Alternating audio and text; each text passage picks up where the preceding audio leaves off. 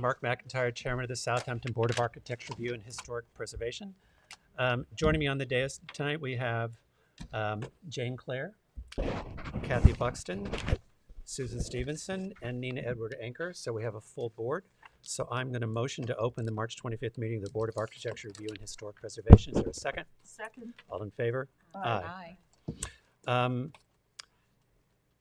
Also joining us tonight by Zoom, I believe, is, yes, there is, Planning Director Alex Wallach, our counsel Alice Cooley, Jackie Allen recording in the back, and Sage Certain on our videographer. So with that, I'm going to move ahead, and just for everyone's record, the next meeting is April 8th, 2024.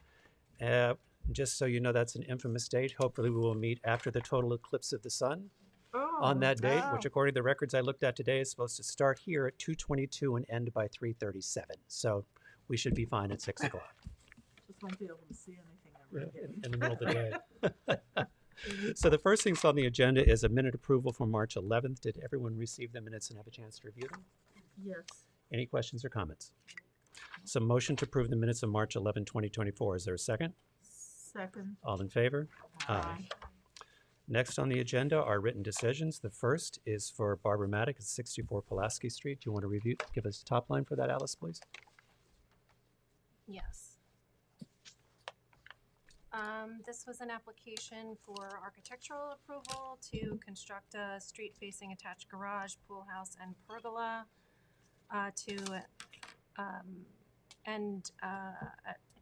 there's also to demolish an existing garage and pool house, and the board had voted to deny the application. Okay. Did everyone have a chance to read the written decision? Yep. Are there any questions or comments? So motion to approve the written decision to deny the application. And I just wanted to be clear that on this application, the members were the chair, Mr. Broadleaf, who's not here, Ms. Clare, Ms. Stevenson, and Ms. Edwards. Okay. So motion to approve the written decision to deny the application at 64 Pulaski Street for the demolition of existing garage and construction of a street-facing garage. Is there a second? Second. All in favor? Aye. Aye. I'll send you a copy. I won't have it because I have a 30-day statute of limitations to sue the board. I'll send it to you tonight. Oh, we'll have that. Okay. We'll Next- file it with the clerk tomorrow.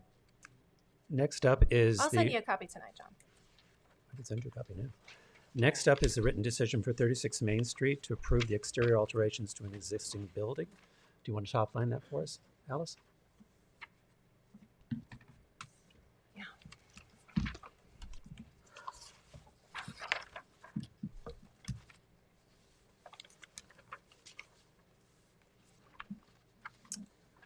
This was an application for a certificate of appropriateness to construct exterior alterations to an existing commercial structure, which is a contributing commercial structure known as the Barrister's Shop on the northeast corner of Wall Street and Main Street. And the board voted to approve the certificate of appropriateness. And the voting members on this one are the chair, Mr. Broadleaf, who's absent, Ms. Clare, Ms. Stevenson, and Ms. Buxton. Okay. So motion to approve the application for 36 Main Street for exterior alterations. Is there a second? Second. All in favor? Aye. The third is a motion. The third is to approve the certificate of appropriateness for 2 Gin Lane. Would you like to top line that for us? This is a certificate of appropriateness to construct a storage shed, which the board voted to approve. Motion to approve the certificate of appropriateness for 2 Gin Lane to construct a detached accessory structure and storage shed. Is there a second? Second. All in favor? Aye. And the fourth is for 500 Ox Pasture Road. Top line, Alice? This is a certificate of appropriateness to construct a greenhouse, which the board voted to approve. Did you all receive the decision, have a chance to read it? Yes. Great. So motion to approve the written decision to approve the construction of accessory greenhouse at 500 Ox Pasture Road. Is there a second? Second. All in favor? Aye. Okay. We have a full house. We have a slew of agenda adjournment requests, so I'm going to go through them fairly quickly. So, motion to approve the adjournment requests for 383 First Neck Lane to April the 8th, Southampton Shopping Center LLC at 111 Main Street to April the 8th, Wells Fargo at 111 Main Street till April the 8th, 121 Elm Street to adjourn until April the 8th, Tina and Kareem Sami at 80 Wendange Avenue adjourn to April the 8th, and Hill Street Cinema LLC at 43 Hill Street to adjourn to April 8th. Is there a second? Second. All in favor? Aye. Aye. We also have a motion to approve to May 13th an adjournment for 40 John Street to rebuild a cottage for a screen porch and patio. So motion to accept the request for adjournment to May 13th. Is there a second? Second. All in favor? Aye. We've also received correspondence on the consideration for landmarking for Bliss House at 88 Meadow Lane, and I'm going to do a chairman's motion to adjourn any discussion of that until April the 8th. Is there a second? Second. All in favor? Aye. Okay. That puts the next thing on our agenda up to new matters, which is Colette for wall signs. Good evening, Joseph Palermo, boss is Fabiano for Colette. I haven't received a copy of the violations, so if the board could explain to me what the alleged violations are. The violations be issued by the building department, not by the board. We don't have copies of violations. Okay, then could you explain to me why my client cannot have the proposed awnings on her building or I signage can. on her building? I can. Are you going to present what your application is, or are you going to ask me to present why we denied it? Well, I'm Normally, people come in here when they have a new application, they present what they're looking for, and then we discuss it. that's fine. My client will present it. I was just curious because I needed it for my file. Okay. We will go into an explanation, but I would suggest we follow procedures is present the new application, then we can talk Okay, about it. fair enough. Do you have the picture? Hi, I'm Ron Fisher for the sign company. How are you? Well, Good. Do you have the presentation? Do you have copies of the signs that were submitted? we do, but generally people come with their own copies presented. Yeah, she's prepared to not present them. here. Okay. Okay. All right. Do you have a copy I could put in front of the camera by any chance? Actually, I'm going to break procedure here for just Thank a you, minute. Mark, very much. Why don't you have a seat, and I'm going to take care of both of your requests at the same time. Okay. I am going to share my screen. Good. Here's where we are with this application. This application started about a year ago. At the time, it went in front of a sign committee for the village of Southampton. At that time, that sign committee was comprised of a board member, John Gregory, who's no longer in service on the board, and Jeff Broadleib, who's not with us tonight. Because we have a couple of new board members, and there's some history here, I'm going to take the unusual step, actually, of walking us through where we are in the application, and it ends with actually the application. So I'm going to go through the history. Starting in May about 23, Colette, when they went to open, put up this temporary signage that was not permitted or approved by the village, but they were told they needed to come in front of the Architecture Review Board. So on 5/17, this application came into the Southampton Building Department for building signage. The signage that was requested is this. It was, I don't know if you can read that. It says, area behind sign will be painted same color as building. Letters are 3/4 thick, painted gold metallic aluminum letters and pin mounted. And on the south-facing part of the building, door that faces Hampton Road, its area behind sign will be painted same color as building. Letters are 3/4 inch thick, painted gold metallic aluminum letters pin mounted. In the design guides for the building code, which is code number 116-13H, they clearly state, number one, for color, in selecting the principal colors for sign, colors which are in harmony with the general tone of the building should be chosen. The use of neon, metallic, or day glow type colors are discouraged, and the use of muted and or earth tones with a matte finish are strongly encouraged. Number two, sign materials should be consistent with and complement the original construction materials and architectural style of the building in which they are displayed. And number three, lettering styles should be complement the style and period of the building in which they appear. Now, the colors, size, scale, and locations of signage in the village of Southampton are under the purview of the ARB. So the ARB signage committee reported that they felt that the gold lettering was inappropriate to the architecture of the building in color and material, and they felt that the sign that was over the south-facing door was overscale and too wide and should fit back into between the posts and the entablature of the sign. A whole lot of pushback and back and forth ensued for several days. And then, and part of this, we received an email, actually, I believe it's from you, Mr. Fisher, that said on May 22nd, Colette has operated stores in Southampton Village for 17 of the 27 years she has been in business. This will be her third and largest investment in Southampton Village. Gold is and always has been her brand color. She'd like you to reconsider the direction of the color not be gold. She is willing to use a non-metallic gold color that isn't shiny, but the gold is important to her and crucial to her brand identity. The sizing over the side door is no problem, and the revised size letters are attached that are smaller. When Saks Fifth Avenue occupied the building, their original Village ARB approval letters were gold. When they did a rebrand, they went to white letters on the brick, but their pin-mounted letters over the door were gold, so there is some precedent for gold letters on the building. So to be fair to this applicant, the signage committee did some work. First of all, the law that I read you was enacted on September the 19th, 1995. Saks Fifth Avenue opened in Southampton in 1946. They had several locations, but they moved to this location at One Hampton Road sometime in the mid-70s, about 1975 or 76, and they were there at that location until they announced their closing on October 4, 2010. So the gold signage that was attached to the building that's referenced was actually pre-existing non-conforming to this law that was passed in 1995. The other reference that was made to the Golden Pear, which is across the street. The Golden Pear opened on November the 12th, 1987, with its signage in the window, and there would be pre-existing non-conforming to this law that was passed now in 1995. The question was also said that gold is and always been the brand color, so we decided to investigate further. This is the home page. This is the front page of the home page for Colette, where the sign is black and white. These coming down further are Colette's other locations. There is the location in Southampton. There is a location in Manhattan. There's a close-up of the sign in Southampton. That is the signage over on Colette Home on 27 facing on Montauk Highway. And these are that is the standing sign out from Montauk Highway and a parking sign on the current location at 1 Hampton Road.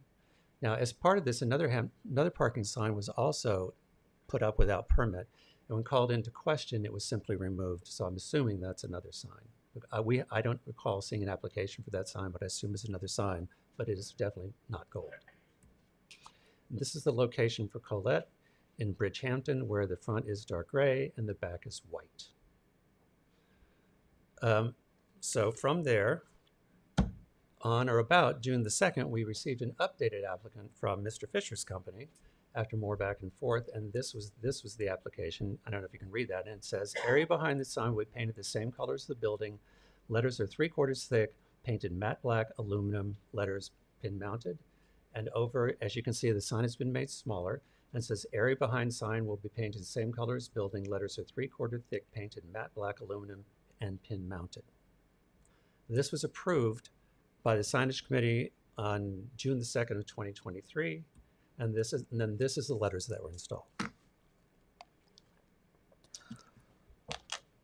At the same time, we received an application from S.E. King for awnings for the building. Now, it's hard to read that, but in these are photographs of the application in the building file. The awnings are Sunbrella Firebist ivory fabric, and they are Bodoni font black ink, 7 window awnings, and it's listed as ivory. And this is the rendering we received with the application for the awnings. Now, after this application, there was an email exchange from S.E. King to us asking us if they could change the fabric to black. There was some back and forth because the board gets worried about black because black awnings tend to get dirty and bird droppings and one thing and another. But it went back and forth, but clearly stated on that application was that the graphics had been approved. Yes, they were approved in black and there was no request to change them. But we did eventually approve the black awning, and then these are the awnings that were installed. Now,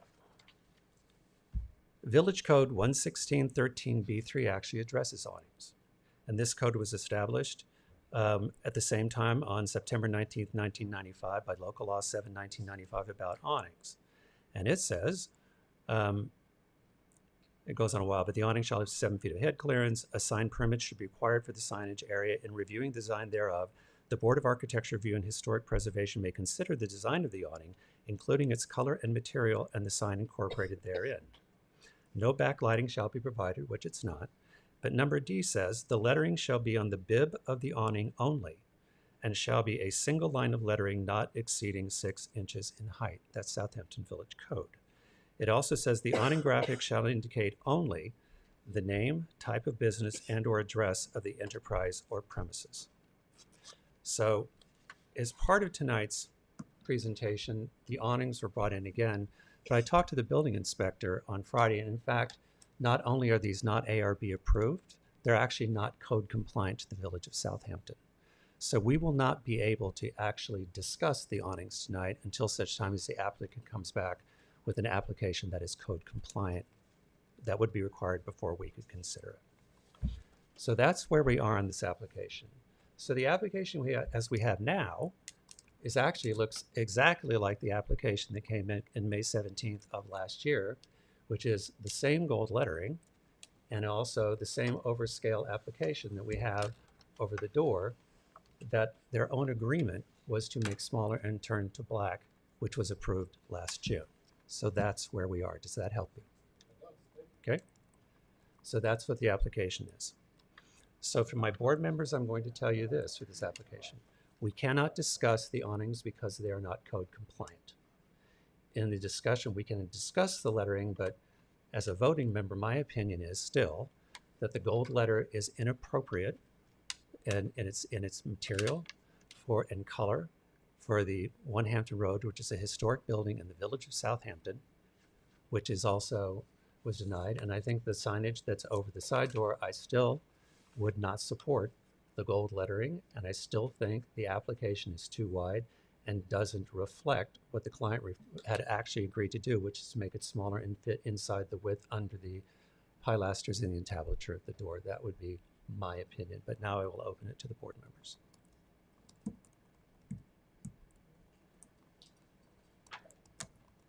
Okay. Talk to them about now's the time to talk to them about why you want that. Yeah, now's when you want to talk. Tell them because they're going to vote. Yeah, I mean, we are looking for, this is I'm sorry, obviously. please introduce yourself for the I'm Tisha record. Collette, the owner of Collette. Thank you. So this building is obviously, as you know, a very landmark building, and it's one of the biggest, most prestigious, I think, retail spaces in the Hamptons and in Southampton. I have been here for 23 years, but that's, you know, here nor there. This store for me is a flagship location, and my brand is gold. Now, whether I did gold in Sag Harbor because it was a temporary store with a small lease, I've signed a very long lease here. Whether the pop-up, I put a cheap sign up there because it was only for 3 months and it ended up being for 2 years because, as you know, there's a bunch of stuff going on with that building. So my investment here is on brand and it's on target. And I think that the gold lettering does complement, because I've also compared several other stores that have opened recently with gold letters that were approved.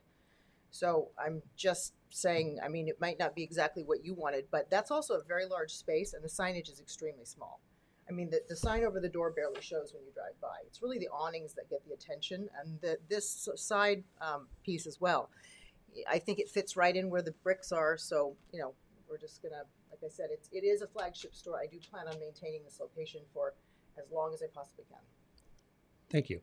The other comment I would make is, in the meantime, you see that little number 1 sign that you put on the door that looks like it's a mailbox We stick-on didn't letter? put that there. That was Who already put it there. there? But it wasn't there in your application last year. Number it's- 1, On the door, there's a little sort of mailbox stick-on sign that says 1 on the doors. that's not us. Well, No, it's that's the store hours. no, above the window on the Above door. the door? Yeah, there's a little.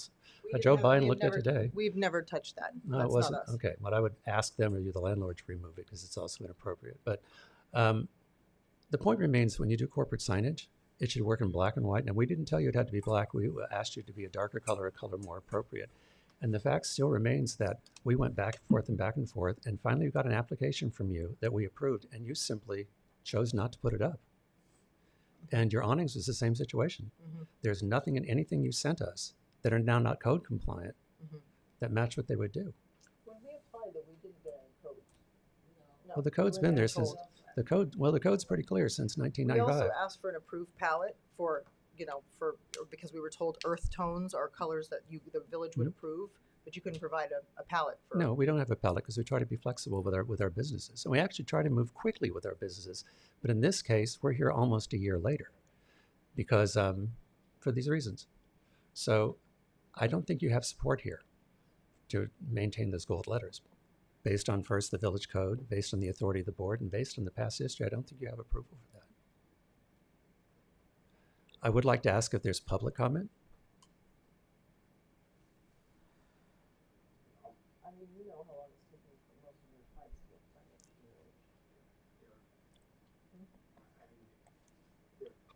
All right. So here's where I think we are. Mhm. Basically, you have three choices. Number one, we could vote on the application for the lettering only because we can't vote on the awnings. And I think you pretty much know how that would go. Your second alternative would be to come back, to adjourn tonight and come back with another rendering or another situation for us to consider. Or your third application for the signage would simply be to withdraw the application, go back and actually install the signage that you told us you were going to sign that was approved last June. Those are the three options. So if you'd like to tell us which one you'd like to do. We're gonna adjourn it. Okay. Motion to accept the client's request to adjourn the application till, can you be ready by April 8th? April 8th? No, so we have to adjourn it for two. April 8th we can't do, Okay. which is the next appointment. The next one is going to be May 15th. May 15th. That's fine. Okay. Motion to accept the applicant's request for adjournment until May 15th. Is there a second? Second. All in favor? Aye. Thank you. Thank you very much for your time. Thank you.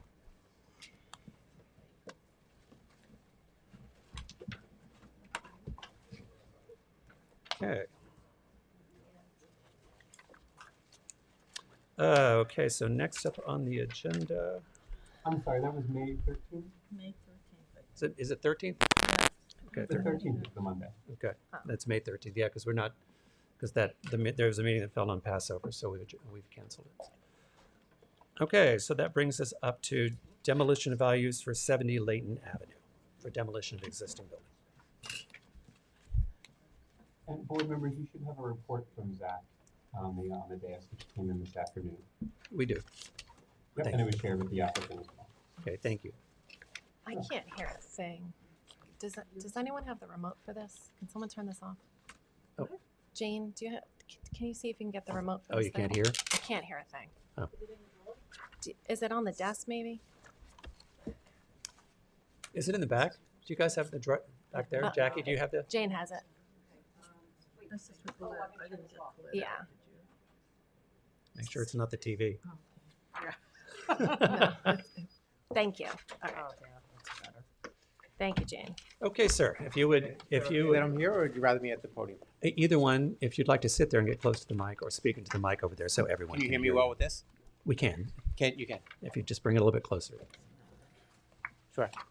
Okay, Sean Leonard, I'm the architect for the application. I also have here tonight the owners of the property of 70 Layton Avenue. great. Is there anything you're going to present, or you just want to know how we feel? Well, I can go through. There were some questions the last time about how long the owners have owned the property. This property, they purchased the property last November. And at that time, we started doing some designs of the house with the idea of trying to save the house. It was never the original intent to try and demolish the house. But as we went further and further into the design, we were noticing that as we would go through the house, there would be nothing left of the house by the time we were done. We're not looking to change the streetscape. Again, as I presented to you last time, we're looking to keep the streetscape. We like the way the look of the house. We want to keep the front porch. We want to keep that gable look. but there's quite a lot of difficulties in trying to, by the time you're done, all you'd be left with is just a frame. The shingles all need to be replaced. It has an asphalt shingle roof. The windows are all single pane glass, so that would all have to get replaced as well. And then even on the interior, as we went through the house, the interior would be gutted, and by the time we were done, the only thing left would be just a frame. So we were questioned as to why would we just save the frame, because if we could reconstruct the house, even to keep it in its current. You're asking the Board of Architecture Review and Historic Preservation why you would save the frame. But go Well, ahead.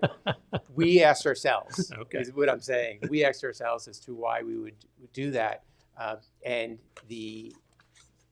Because when it's all said and done, we would like to have a house that is structurally sound, be able to be energy efficient as possible, and still keep the character of the neighborhood and keep the character, of the streetscape. Okay. Now, can you just give us a little more detail? Like last time we talked about this, your intent is really to build a house that looks like this house. Is that correct? That is correct. Okay.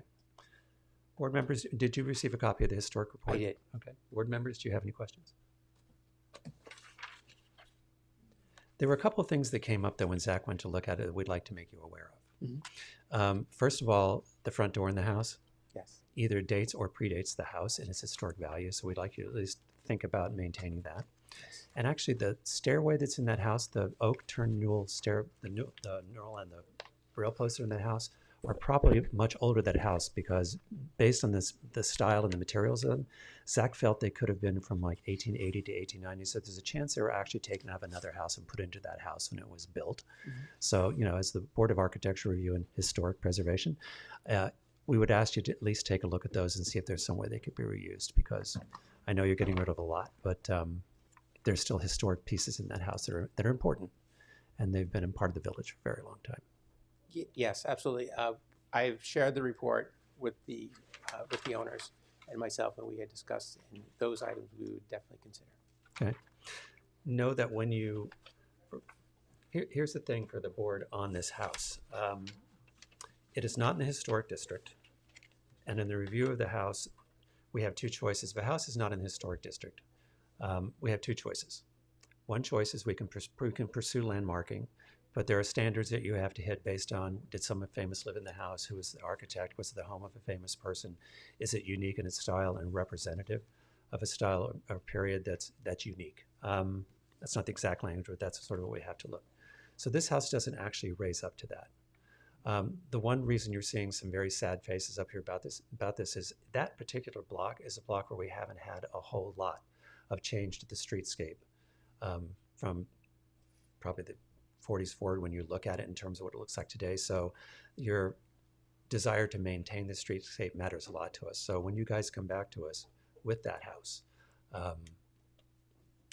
it's going to be our expectation that what we'll see is sort of taking that into consideration. And we'll be thinking about that when we look at what could be approved to that as well. So board members, do you have any other comments?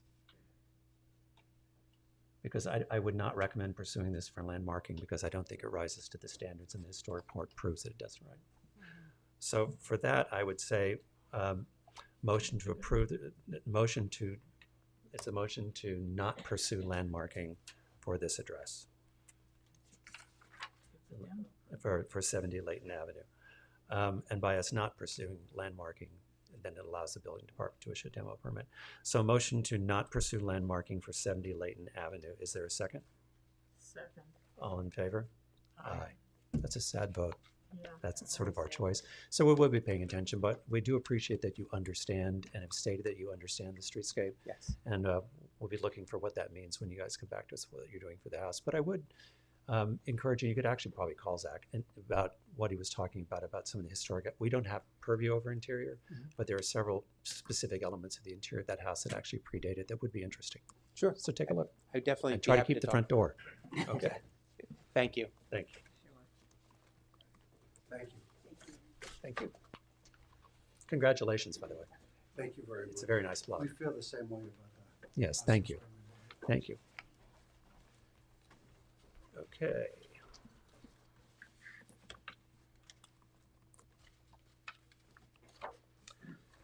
So next up, board members, make sure I don't skip something here, is for carryover matters historic. The first one is 700 Meadow Lane for exterior alterations to an existing dwelling.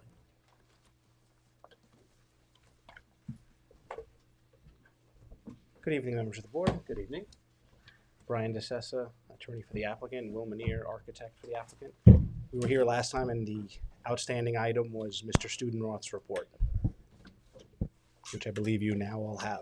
I believe we do. And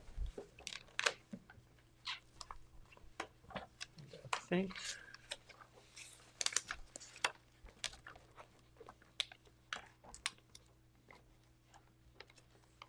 you guys eventually gave, you have copies of them, the updated drawings of the house that showed that you changed the foundation from Stone to brick. to brick. Yes, you have drawings that show it as brick. Were you the folks that told us that one of the considerations for brick because you'd seen it used on lighthouses around here? Is that you guys? No. No. Because I was just going to tell you that the No. stone lighthouse that you see was actually put on there in 1990 when they raised it to put a bathroom in and turn it into a public building. So there's no historic value to that stone foundation. That wasn't us. That was not us. All right, board members, any other comments? Or any other questions? I do think that the switch from the stone to the brick is much more appropriate. I think it's going to make for a much better looking renovation. Thank you.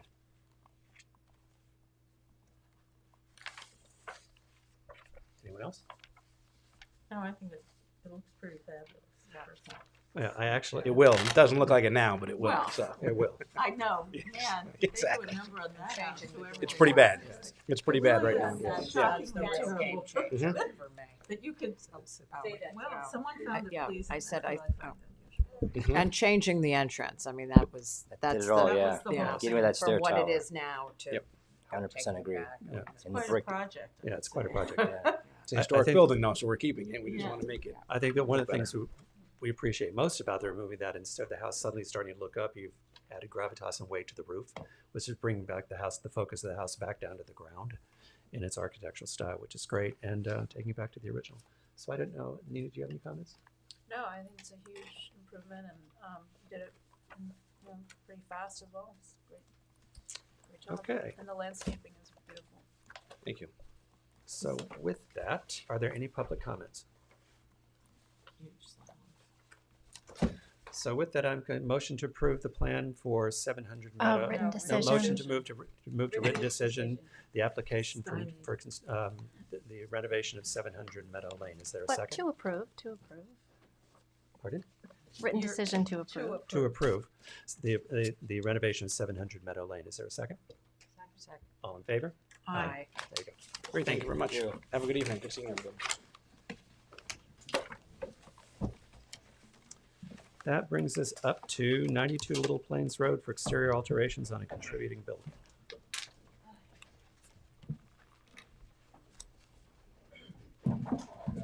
Hello, everyone. Hello?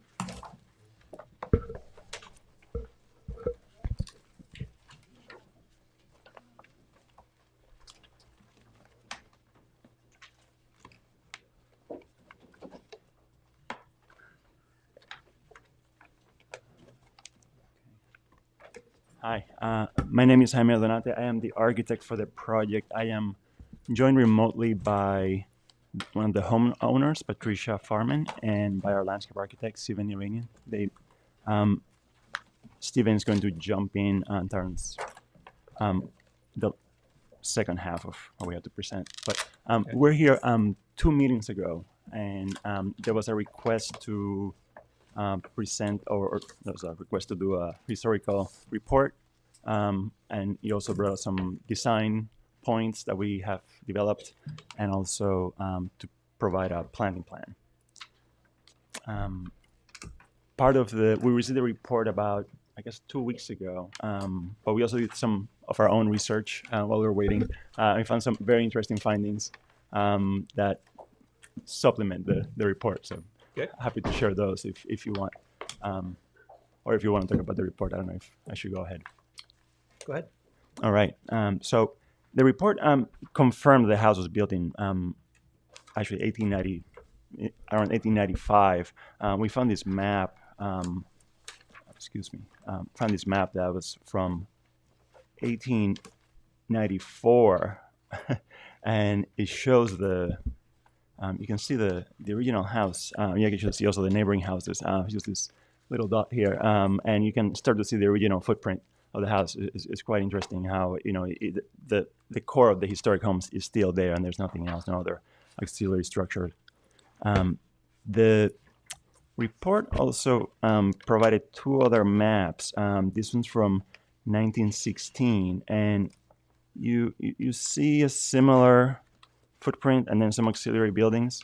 There's a later, this is actually a proper Sanborn map. You see the house has already been elongated towards the back. There's still the auxiliary structure, and we see a cottage here in the corner, which we think it's still, the beginnings of what's there. We think that has been expanded over time. But the report confirmed that the house was greatly expanded over time, and that and modified. This is also the Larry Rivers house. One of our requests is about replacing the windows. The report confirmed that the current windows are modern, and that the report says that the proposed windows are equally acceptable. This is just a close-up of these maps. It's kind of fascinating to see how see the structure growing and evolving over time. Then we had some fun with researching Larry Rivers' tenure of the house. He moved in the mid 50s and until he lived there until his death in 2002.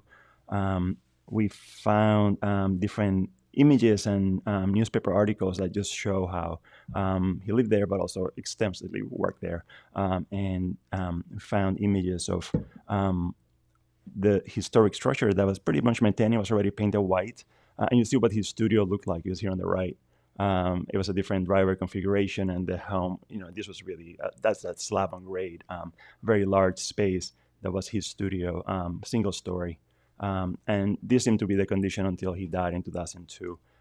He had his leg sculpture was there from 85 to 2002, and you had to walk in between the legs to go into the studio. I mean,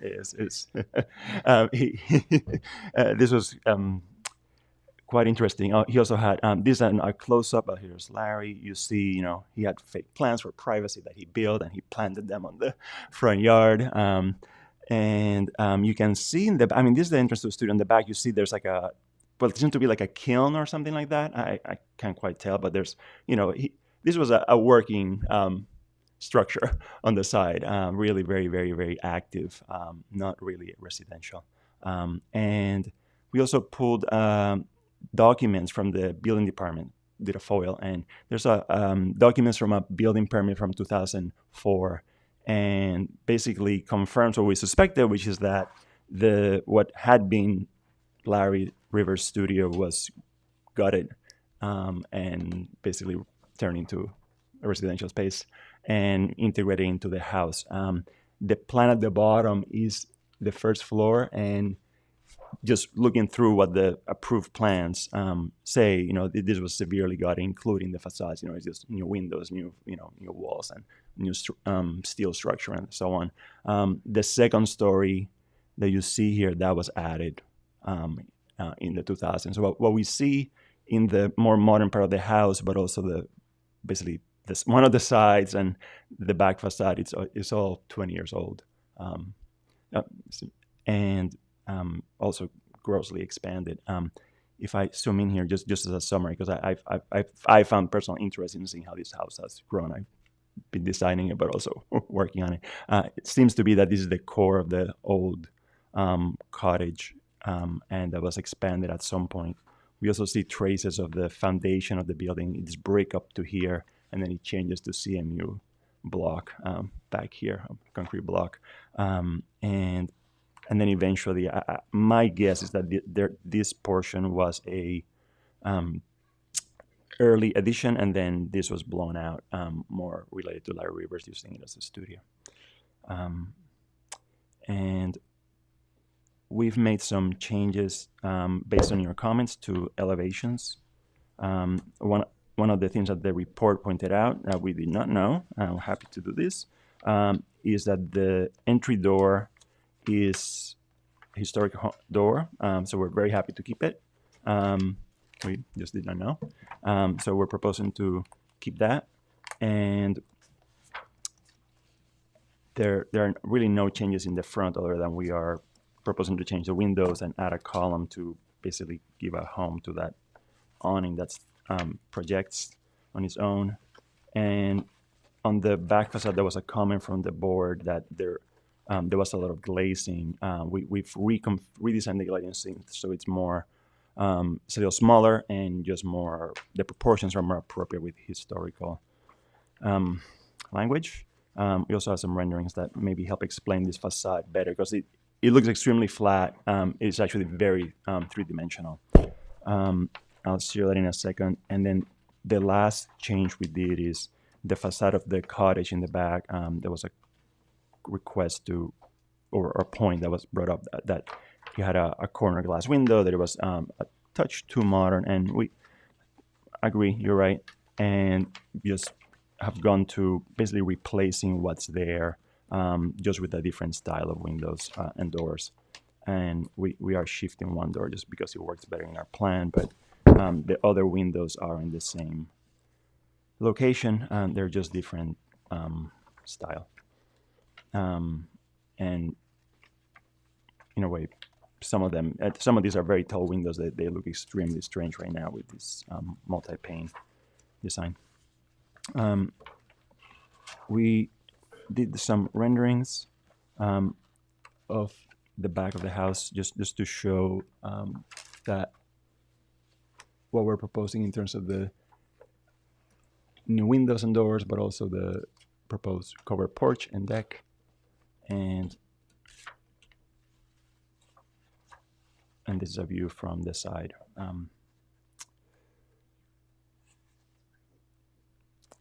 And I will hand it off to the landscape architect, Stephen Yavini, and he has some points to go over planting, but also sightlines. That was something else that was brought up in the last meeting. So, Stephen, I think you may need to raise your hand, or you're here. Okay. I think I'm here. Okay. Confirm you can hear me? Yeah, we can hear you. Excellent, thank you. Jaime, if you want to just proceed to the next page. So from our process, we wanted to start off with documenting the existing conditions. So we're doing that initially through a plan view here, in addition to the following pages, which show a series of photos for the front yard and the rear yard.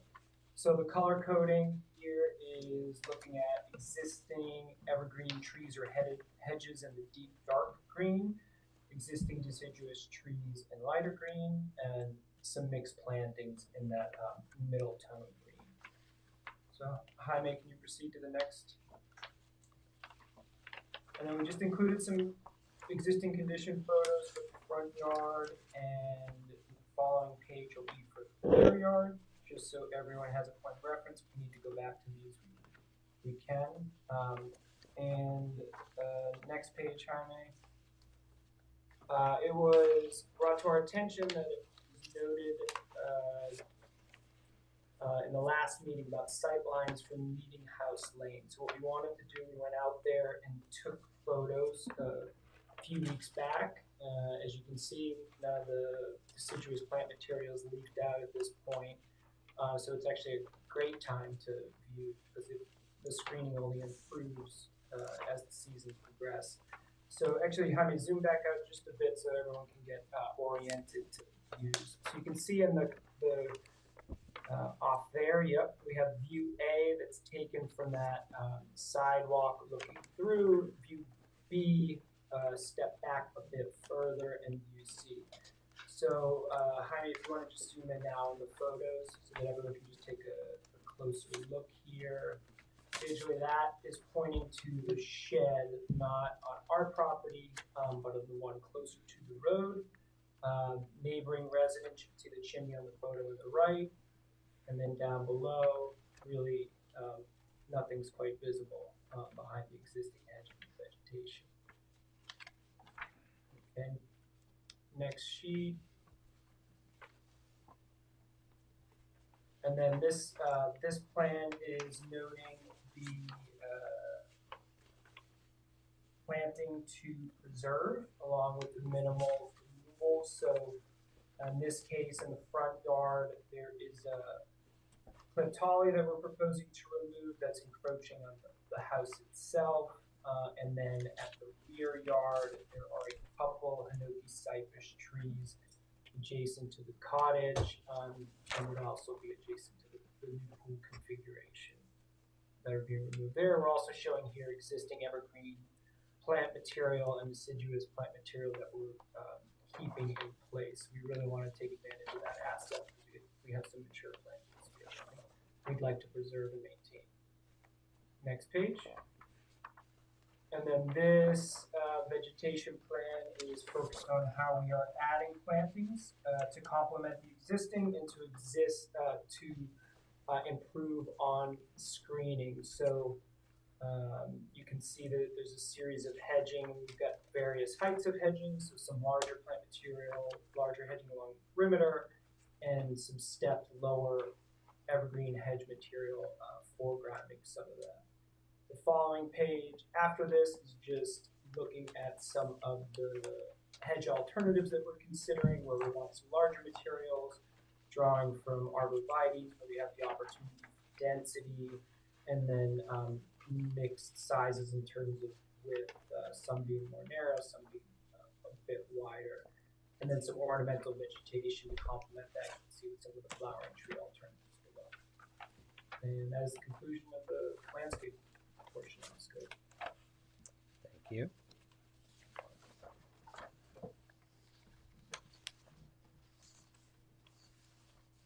Is that it? Okay. Yep. Okay. Board members, comments? Well, rather jumping back to the house, I'll just say that as far as the last page of the proposed vegetation, we would prefer that you stay away from arborvitae because it grows very fast and very furious and obscures the view of the houses, which is what we're trying not to do in the village, and maybe go with something more like laurel, which is indigenous to our area. Sure. Just to be clear, I think those are proposed on the, and Steven, you can jump in whenever. Those are on the side of on the property line on the side. There's one break in the tree line that we're trying to add that for privacy. So, What are the rest of the trees in that tree line? Aren't they privet, or are they arborvitae? Steven, you should answer that. If you go to the existing conditions plan, if you don't mind. So it depends on where we're looking. So where you see lighter green against the neighboring property, there's the south off to the left, and then it carries over. That's privet. That's on that portion. On the north is also privet, and we've called out specifically each type of plant in every case.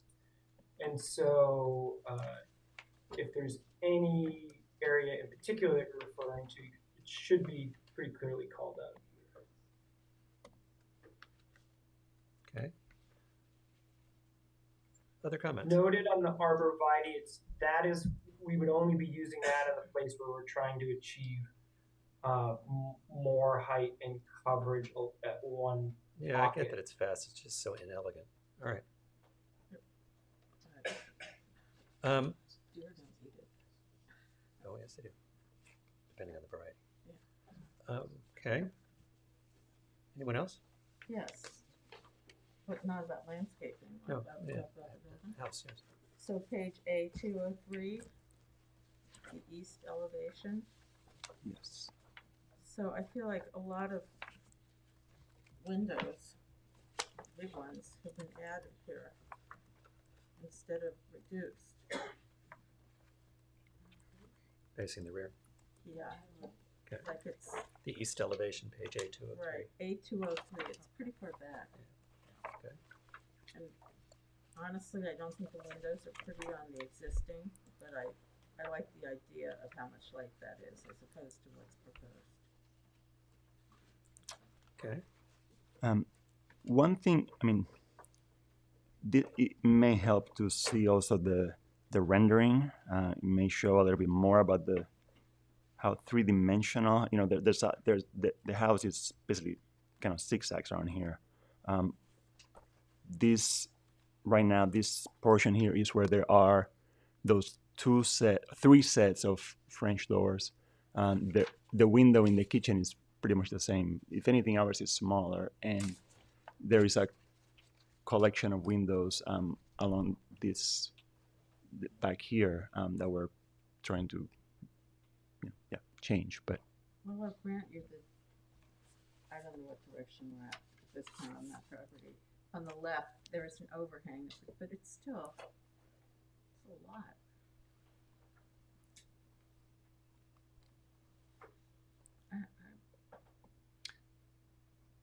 Well, that's what I think. That's good. I have two specific comments. First is I think the deck is way too large that's outside the master bedroom. We have been very consistent in decks on master bedrooms. And one of the issues with this house is the big gap in the hedge that you're trying to fill looks directly into the next door neighbor's yard. And I think we talked about that last time. And this deck goes right up against where the gap in that is. And because this house is, you know, the height of where that deck is now, I think the sightline concern that I have for the next door neighbor, I think that deck is too big. And the other comment that I have is we're in the historic district, and the central core of this house is a Queen Anne house. Mm-hmm. So if I look at the original Queen Anne fenestration, you can see it in that historic door, where we look at the break up the windows that go around it. You've sort of ignored that in the historic part of the house. Because normally when we look at Department of Interior standards, what we want to see is, the rule is if I took the renovation off, could I still tell what was the original house? Mm-hmm. I don't think we're far from it, but I think especially in the fenestration choices you're making are not paying homage to the original Queen Anne style of that house.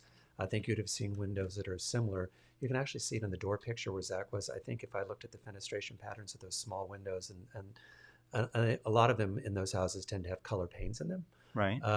But you haven't sort of honored that part of the architecture of the historic part of this house, and I'd like you to consider that. So just to make sure I get it right, you're talking about the windows that are there now. No, I'm not. The windows that are there are a mess. Right. I just want to clarify. What I'm talking about, because those are obvious replacement. To me, and Nina knows more than me on this one, they look like prairie style. They are. We did find them. They are Marvin's prairie style, and I was like, it just goes the wrong way. But, you know, and we talked about this actually, there are 4 or 5 of these houses in the village that are sort of sister houses. There's this one. There's the one that's under consideration right now further up on Elm Street. There's one on South Main Street. And it's most of those share in common as sort of a Chinese chip and Dale rail that's very specific to Southampton in those houses that's no longer present on this house. Mm. And there's another one on North Main Street. It must be 280 North Main Street. That house is not in good condition at the moment, but you can still see a little bit of the ghost of history past in it. Mm-hmm. So when I look at the historic part of this, what I'd like to see is a little more recognition of its original, and I think it's mostly in your fenestration patterns, but I'd like to see a little more recommendation of its Queen Anne originations.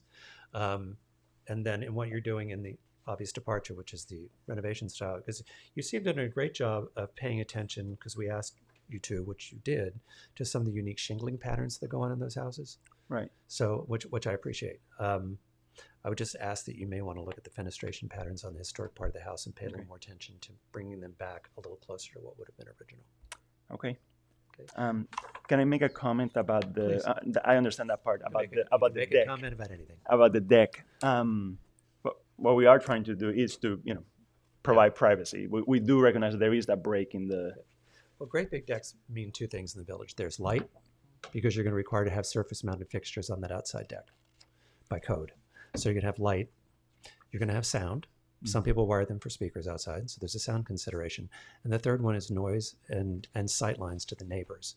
So, and we've been very consistent about this with these great big decks, especially not in historic districts, but in houses that are not historic or houses that are seriously getting taller. Right. These great big decks just, especially on these smaller, not that it's small, but it is smaller-ish. Mm-hmm. Lots that we have in Southampton have the opportunity to be a nuisance to a neighbor through light, sound, and noise pollution. Mm-hmm. One of the things we do to reduce that is sometimes decks are recessed, sometimes they have walls, but we have not, to my recollection, the 3 years, approved a deck in the backyard that, especially as massive as this one is, the deck is the size of the bedroom.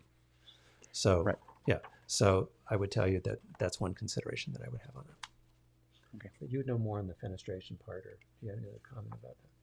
Yeah, I agree with you that it would be great to preserve the queen and just have a nod somehow, maybe have some fun with it. I don't know. Yeah, You it's can do some historic research and you know, I like the existing proportions and rhythms, and I don't mind the inside-outside feel of it, but I think, you know, a couple of things are important. One is the historic memory, and the other one is the sustainability of it, like how if the windows are triple paned or, you know, retaining the heat inside, and then with the gardening as well, and the more native plants would be preferable. But I think you're on the right path. I think you know, the design is on its way.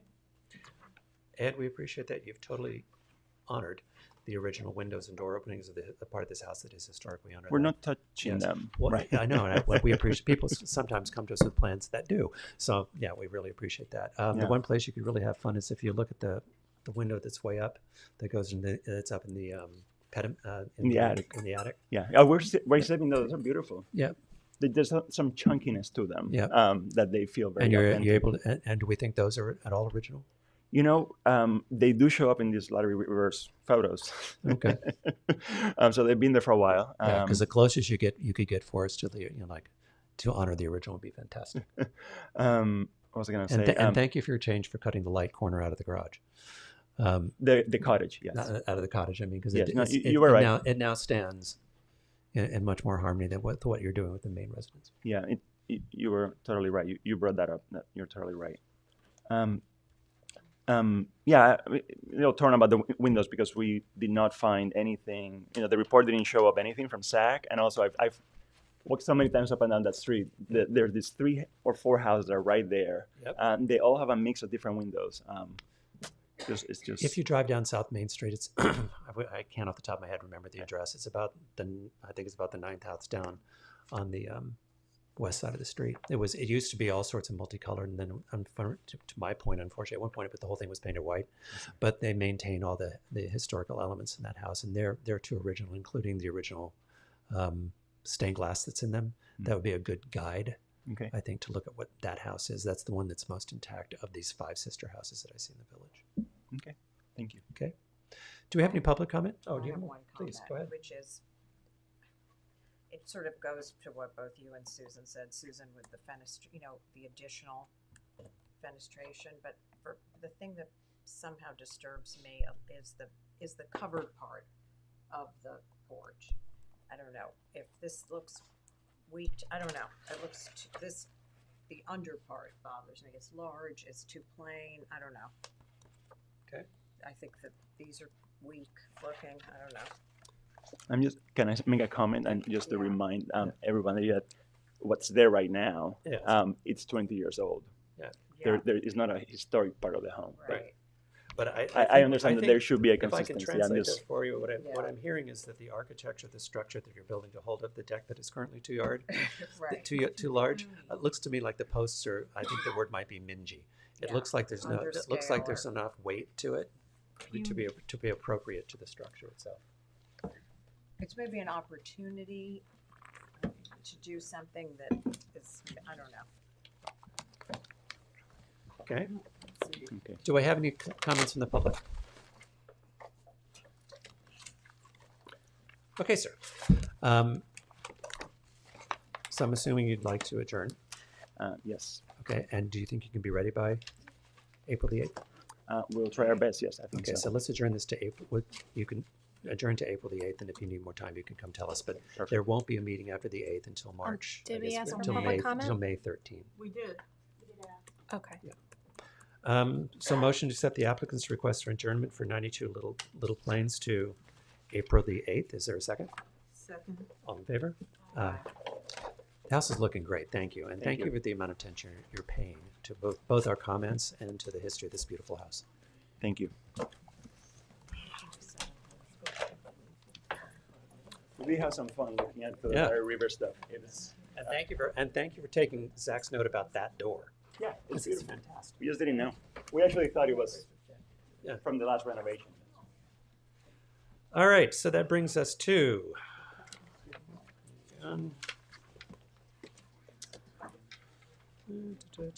that takes us to 840 Meadow Lane for construction of detached accessory garage or garages or. Good evening. It's John Bennett for the applicant. Peter Marino gives his apologies. He can't be here this evening, so you're left with me. I'm sorry. Actually, I feel honored that he would entrust the application to me. So this is a grandfathered building permit application. It's an application that was submitted prior to the change of the code that reverts the code back to the requirement, foolishly I think, but that's what we're dealing with, that if you're going to put an accessory structure John, can you do me a favor? Just pull the mic if you're going to closer. place an accessory structure in the front yard along Meadow Lane, you have to go to the zoning board of appeals. But we're grandfathered because this is an application for an accessory structure that's in the front yard that conforms to the required front yard setback, but is in the functional front yard. So, so this is one of these grandfathers applications. For the benefit of some of the members who weren't on the board when this application first came in, originally there had been a plan to show to put the garages on the easterly side of the property, and some of the board members were concerned about that. Sage, could you get that on the screen for us, what John is showing?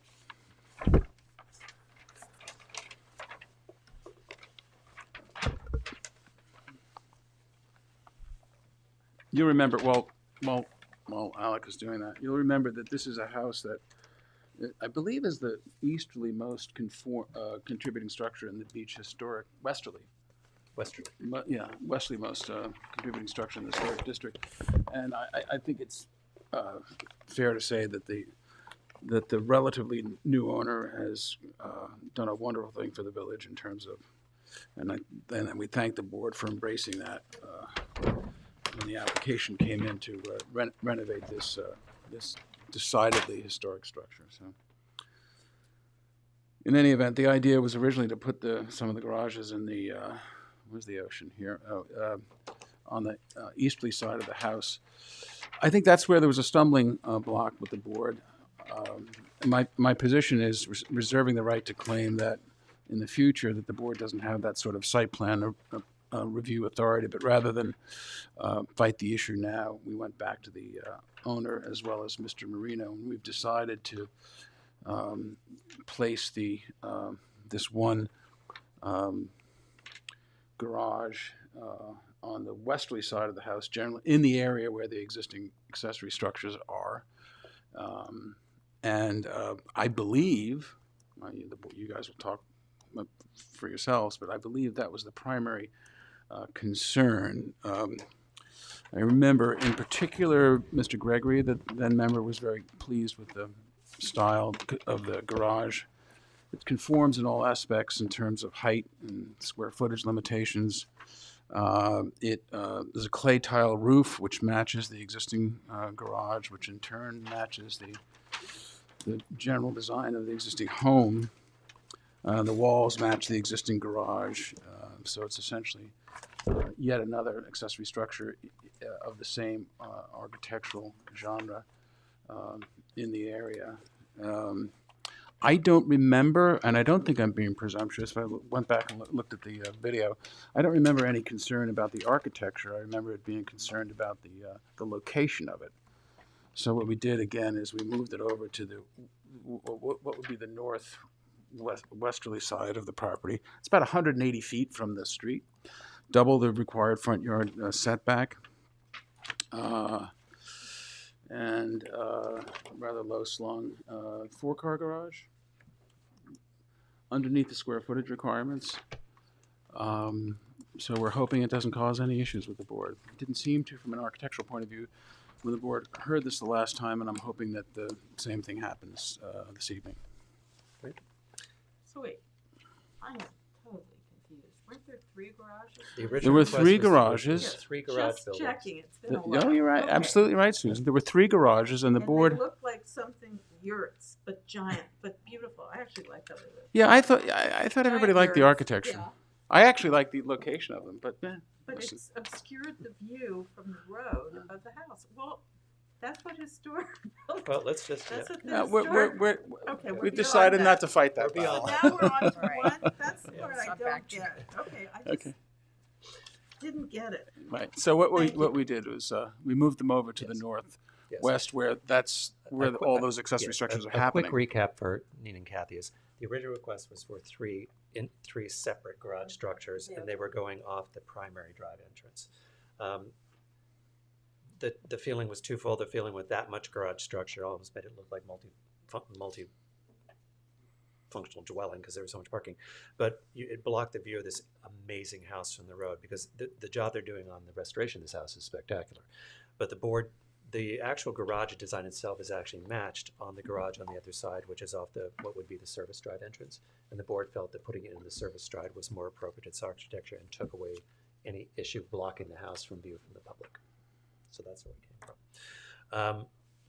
Now that you've reduced it down to one, and it's now one 4-car bay and the existing 2-car remains, I think from my opinion, it's now in an appropriate location. I think you're completely correct. I don't think that the architecture was the question, it was the location, because it's actually designed to match existing. A little bit of kicking and screaming on the architectural team, but Do what? A little bit of kicking and screaming on the architectural team, but who's architectural team?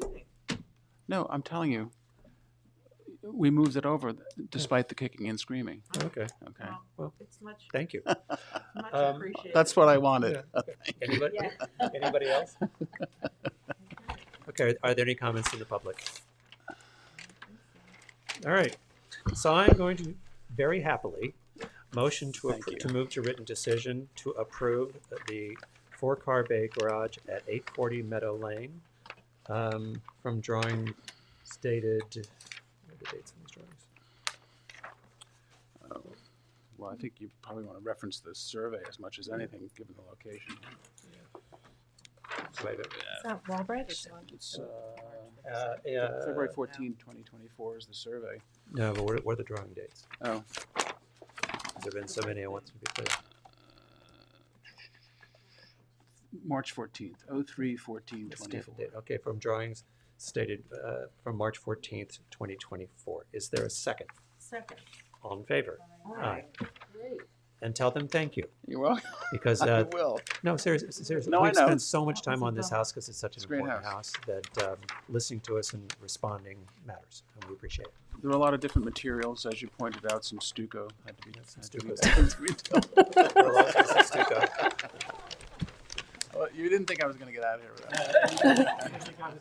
that. You brought it up the last time. Oh, okay. John, is that a Walbridge survey? Yes. Okay. I can tell right from afar. Yeah, I can. Thank you. All right. Then that brings us to new matters. The first new matter in historic new matter is 5 Boys LLC at 103 Great Plains Road. Do you have affidavits? Are they in order? Yes, I have affidavits on this file. Okay. I don't have them on many others for people in the audience. That's a hint to other people coming up that your affidavits have to be on file before we can hear it. All right. Are we up already? Yeah. 103? Yeah.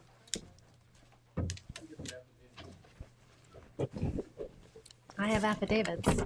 She has your affidavits. Yeah, I appreciate that I have affidavits. Thank you.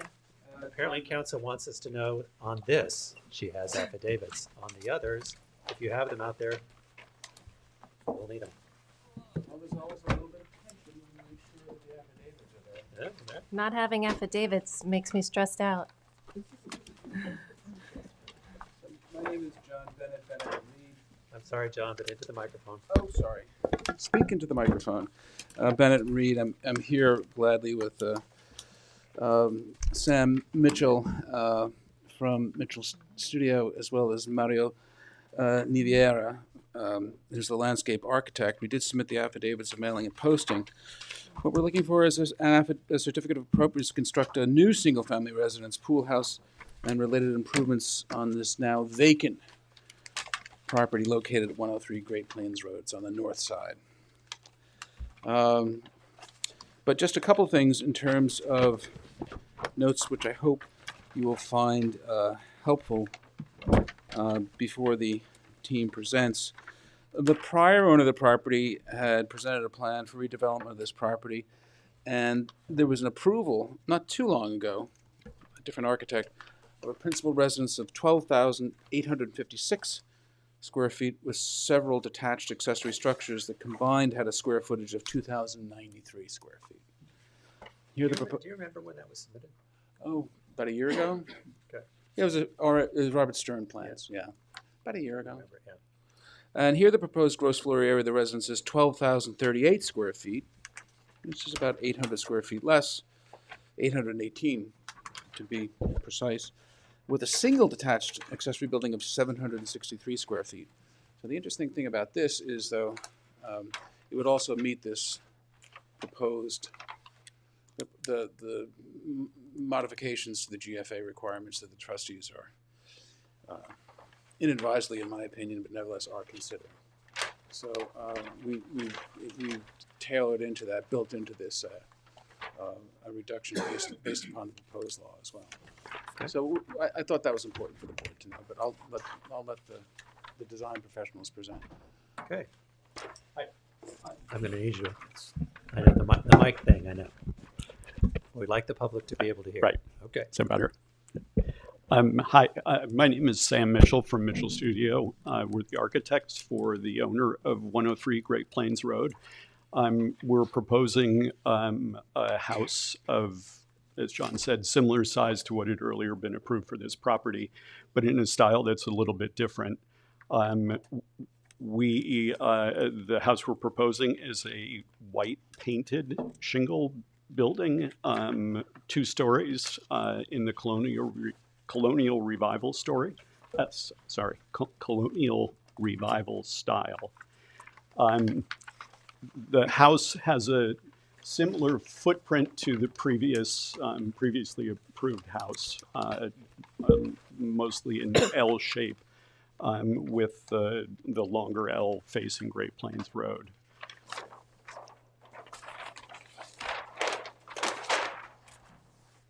We did an analysis of the other houses on Great Plains Road. I think the graphics that we've submitted show that it's similar in scale to neighboring houses, also quite similar in its placement on the property. The house that we're proposing is about 92 feet from the street to the porch at the middle of the house. Just over 100 feet from the street at the main body. Again, that's comparable to other houses on the street.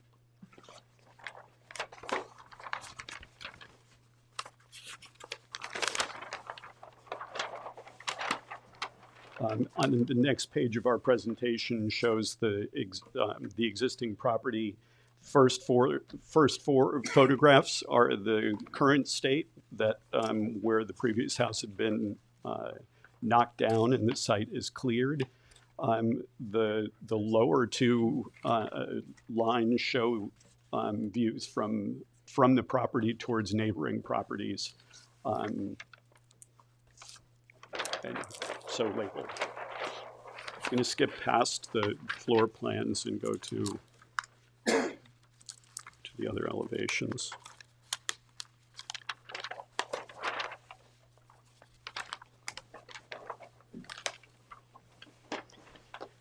The front elevation, same as what you saw in the title sheet. Before you get there, can I ask one question? And I think I know the answer, but on page 104, your solar plans, is that on flat roof? Your solar panel plan? No, it's on a low slope shed roof, but shielded. It's not. It wouldn't be panels you'd see. It's not visible from the facade from the front elevation. It's not visible from any side. Okay, thank you. kind of a classic three-bay organization of the main block of the center main facade, and then stepping down at the wings to with the garage wing and kitchen extending to the south towards the back of the property.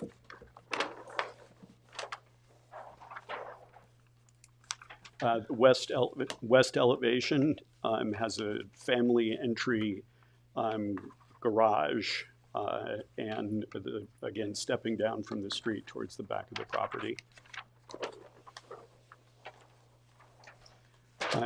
The rear elevation has a porch that extends along the entire length of the living part, the main public rooms of the house, facing a garden that Mario will discuss after me.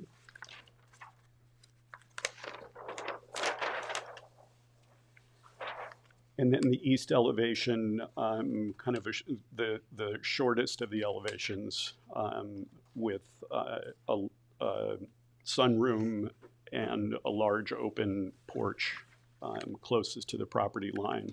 The long end of the L ends with a screen porch. And then this is the only accessory building we're proposing, which is a 700 square foot plus pool house that is adjacent to the house and on the north side of the pool. The remainder of the drawing set that we have are some details. I'll turn it to Mario for landscape. Okay.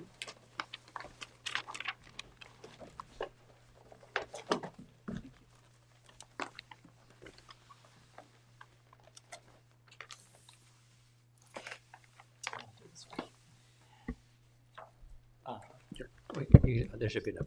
Yeah. Oh, here, we'll switch seats. Yes, you got it. There's enough scope. Thanks. I know it's a little musical chairs, but the public appreciates it. Good evening. Can you hear me okay? Yes, sir. Thank you. For the record, I'm Mario Navera of Navera Williams, and I'm a landscape architect in the state of New York. The first page is the existing tree plan, our existing conditions plan. What we did was carefully analyzed all the existing trees and made a determination of what we could save, and then what we had to remove based on just conditions, probability of survival. This is the page that shows the trees from the plan that are labeled, that correspond with the plant list. There are a number of really beautiful trees, but there really are more trees that are not worthy of maintaining or spending what it would cost to move it without a low survival rate. A lot of it is successional field. The overall site plan from south to north, we have a 2 entrance driveway, which would be pea grit gravel. There would be a Belgian block apron, a pair of gates one on each end, an opening on each end, a simple Belgian block lined circle that's wide enough for cars to be placed so that cars can pass. Many of the existing trees are shown in this plan that we've been able to design around. When you proceed through the house, when Sam was mentioning this long porch, the long porch looks out to the existing, or to the garden, or to the landscape. And what we've tried to create are rooms that correspond with the house and help negotiate and help complement this geometry of the house. The organizing element in the middle is just a basic lawn oval lined in bluestone with walkways and pathways that get you to other parts of the property. There is a sitting terrace to the east that's shaded by linden trees that's off of the dining porch. And then there's a path that leads through gardens and through landscaping to get to the pool, which is surrounded by bluestone.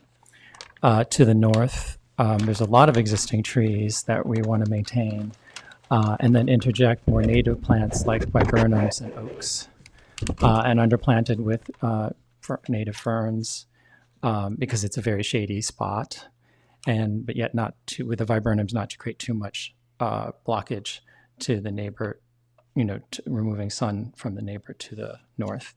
On the west side, we are using arborvitae, maples, lindens, and other evergreens to screen from the neighbor to the west.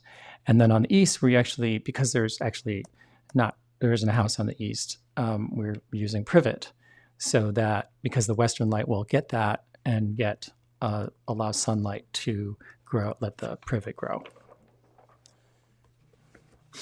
This is just the materials plan, very simple: bluestone, Belgian block, and pea grit. This is the planting plan.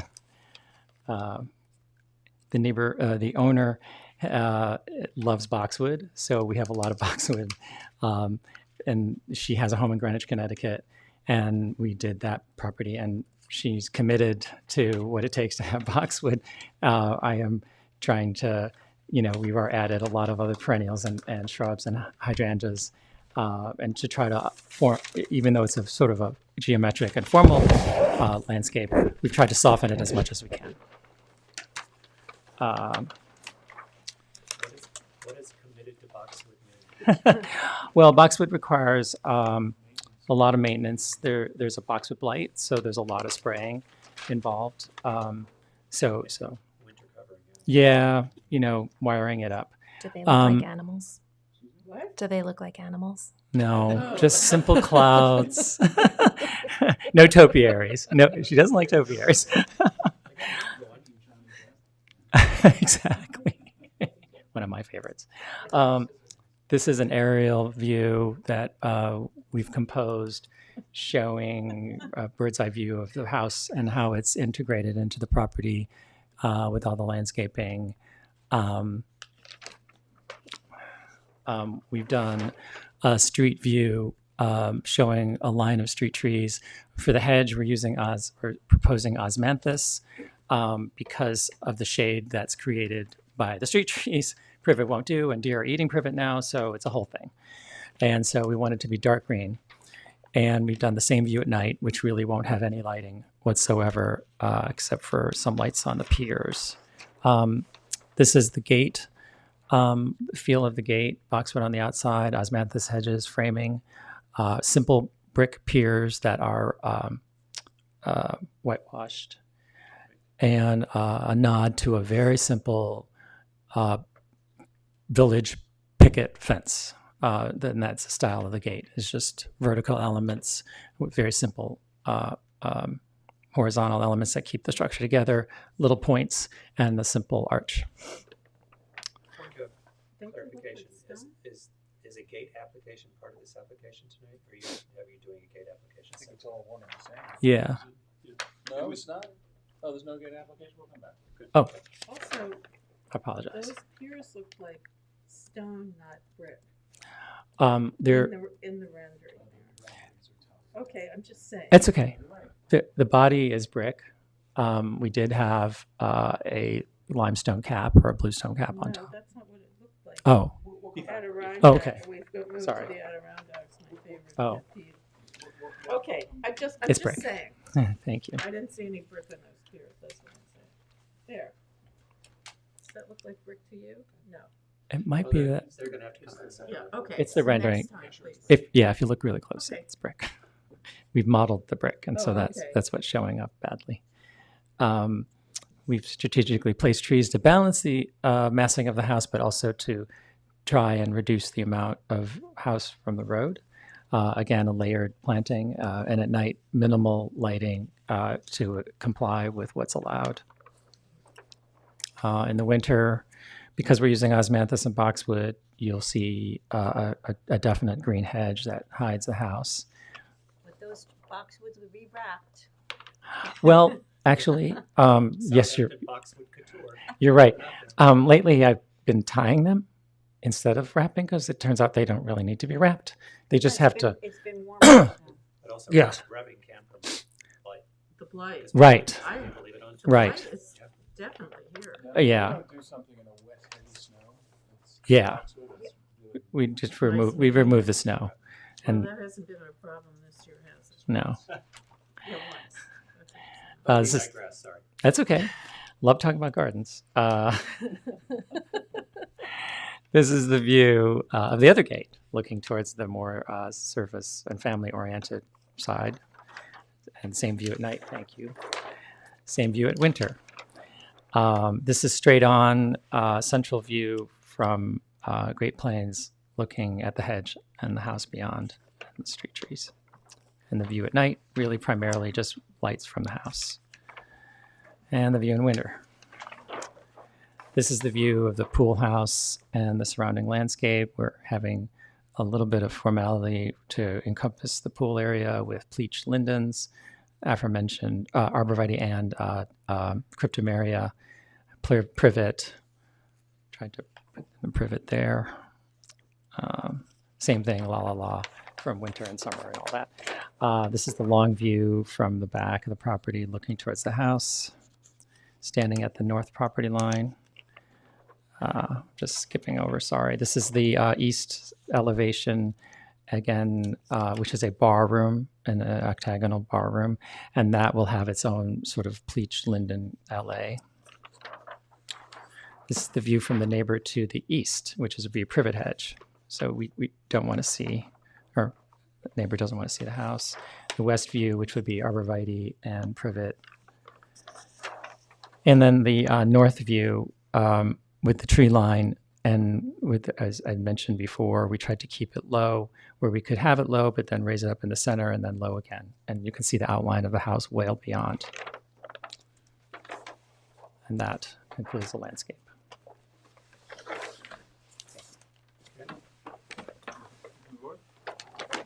Thank you. Board members, let's start with the architecture on that. There's so much of it. So let's start with the architecture on the house. It's a beautiful home, and thank you for keeping within the historic district. We're not trying to put something avant-garde in there, and there's not a whole lot to really make comments about. We drove by the property today, and it's massive. Well, and I think that in Mario's landscape plan, that's the quality that we're trying to maintain there, is keeping that openness to it. Can you pull the mic up so we can hear The existing home is how many square feet? you? It's a vacant lot. It's vacant. It's vacant. Yes. Gone. Okay, It was an interesting design. Is that fair to say? Yes, I'm going to go with you. Yes, I remember. It was fair to say. It was stucco. What? There was stucco. Yes. And a lot of it. John. Just for illustration, this is an overlay of our house plan in the previously approved footprint. So they're very similar in scale. Board members, any other architecture comments? I thought it was pleasing. And I thought the landscaping was fantastic, actually. It's formal, but I thought it was pretty amazing. If it actually ever looks like that out here. It will look like that. Although you could lose the arborvitae, you might have heard that earlier. We're not hear real that. fond of arborvitae and how. What did your research I show? don't It mind only, the only came out It's here only when? been here since the 50s. I'm not the arborvitae, the Leland cypress is. Yeah, I have those. All I right, spent so- a lot of money cutting them down. Okay, back my question. Can you go to page A200? Sure. And anybody jump in if there are more questions here. Right now, when I look at the front of the house, all the way across the south elevation, there's one surface-mounted fixture next to what looks like an entry door to the mudroom. To the mudroom. Right. Are there any other surface-mounted fixtures, or it's all ceiling fixture? All over ceiling. All ceiling. Okay. And then I had the same question. On your west elevation, there are two surface-mounted fixtures that I see by the garage, and there's just two, right? And are there any other surface-mounted fixtures? There aren't. Okay. And then the same question when I go to look at the north elevation. There's surface-mounted in the center Which I, Just the two with the door in the middle. Okay, Oh, and- I'm sorry, and the one at, that's the other side of the mudroom. okay. And no surface mounted fixtures are required at the 3 sets of French doors. Well, there are ceiling lights There's in the ceiling porch. fixtures in there, Yeah, okay. but they're flush mounts. Okay. And same question, east elevation. You've done a great job being accurate, so I'm going to assume no. I just wonder if there are surface mounted fixtures for lighting. They're just the surface mounted lights on the porch, and Okay. the only ones that are required. Okay. I'm in agreement with other people said. I think that the rhythm of the house is lovely. I think the massing of the house for its location and the way it faces the street is appropriate and wonderful. The color and the color choices will work, and I think they're appropriate for the neighborhood. On the foundation for the house, is that brick line That's foundation? brick. There? Just so Right. to call that out. Okay. Board members, any other questions or comments about architecture? The pool house is lovely. Thank I you. like that it's a folly, sort of. Thank you. Really very nice. Okay, now let's move on to landscape. Questions about the landscape plan? Other than how they're going to cover the privet. The boxwood. I'm sorry, the boxwoods. So have you looked at mostly native planting, right? No. I It's haven't. not. Okay. I haven't Any accepted. way to convince She wants more native. I understand that completely. I've tried to put more native planting off to the sides and in the ground covers. I know I want to use ferns, a lot of different shrubs and plantings, but for the primary areas, we just felt, in the owner's preference, it was boxwood. If I may, there's nothing invasive. Correct. Would be considered invasive. Like, what are the things that grow very Bamboo. in the fall? Bamboo. They look fiery in the fall. Those are invasive. Yeah. Nothing What's that? invasive. Number Mint. one, and number two, also not in an It's area fiery that in the would require. Pardon? Burning Burning Oh, bush. burning bush. Thank you. And not in an area such as a wetland or protected area where you would want to Okay, require John, they can't hear you. native plantings. Thank you, Sage. I missed one. Do you want me to start that all over again? No. Okay. I didn't think and, so. And I have one question. Where the landscape is plan concerned, it is all dark sky compliant. It's all on timers, and any lamping or any illumination facing up, or is it all facing down? It's all facing down. Okay. All right. Do we have any comments from the public? Okay. I'm going to go with, based on what I'm hearing, motion to approve the application for 103 Written Grape. decision. Pardon? I'm sorry, you're right. Motion to move to written decision to approve the application for 103 Great Plains Road. Is there a second? Second. All in favor? Aye. If I Thank may, you. you might want to note for bookkeeping, Alice, in the decision, that the Gate the separate. gates are not approved and have to be a separate application. I have that. Thank Okay, you. Good. Oh, Yeah. Well, I had no gate drawings. it isn't here yet. Yeah. Is that right? Yeah, I've got that in my notes. Okay. All right. Thank you. And thank you for a great presentation. Very nice. Congratulations. Great job. And you're right, compared to what we've seen on this space before, it's a brand new day. All right. Thanks. And now what's the problem? They don't have any affidavits or? Well, we're about to find out. So that takes us into, I don't mess that up again and get yelled at. That takes Well, us the into next one's a carryover. A carryover non-historic, which is 2020 Meadow Lane.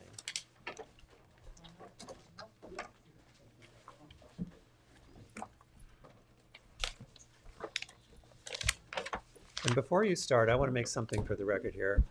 What you're about to present tonight is actually a different set of plans that are in front of the zoning board. I'm gonna walk you through that. Yeah. Well, I'm just going on record saying, I understand where we're going to look at it, but as a village, we should not be looking at different sets of plans in front of two separate boards at the same time.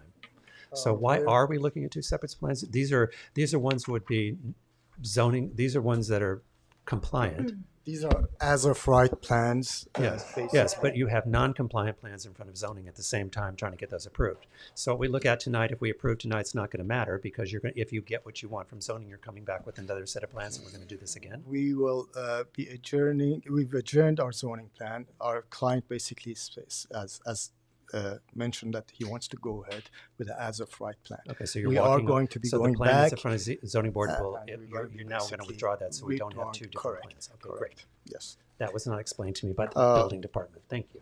We were in front of the zone, and we are in front of the zoning board for the past close to a year. Yes. And that was the reason why I know. the Well, owner. where we left, and the reason I was a little, I didn't mean to sound annoyed, but I am, is because we had adjourned this pending a Correct, CBA decision. correct. Okay. We did. I'm not going to go through the ZBA because Okay. this is Now we can move as of right plan. Basically, I'm presenting. I don't know if I should present this plan again in full, Well, it's a knowing that different we plan went than- through. it's a different It's a plan. very minimal change in this plan, both the front and the back, especially that with the reduction of this square footage in the back of the building, but still, it's pretty much the same plan. And Okay. I'll walk you through it. Primarily, just to give you an idea of the difference between the as-of-right and the zoning board, was that the Dolliver line, which is the rear of the lot and where the rear yard setback is measured from, falls right into the middle of the building, pre-existing building. Originally, we had some small additions of GFA within the Dolliver setback of 100 feet. We've eliminated those small additions, which is basically a squaring off the living room, which is not squared off anymore. It's staying Sage, could you exact- get this on the camera for us? Thank you.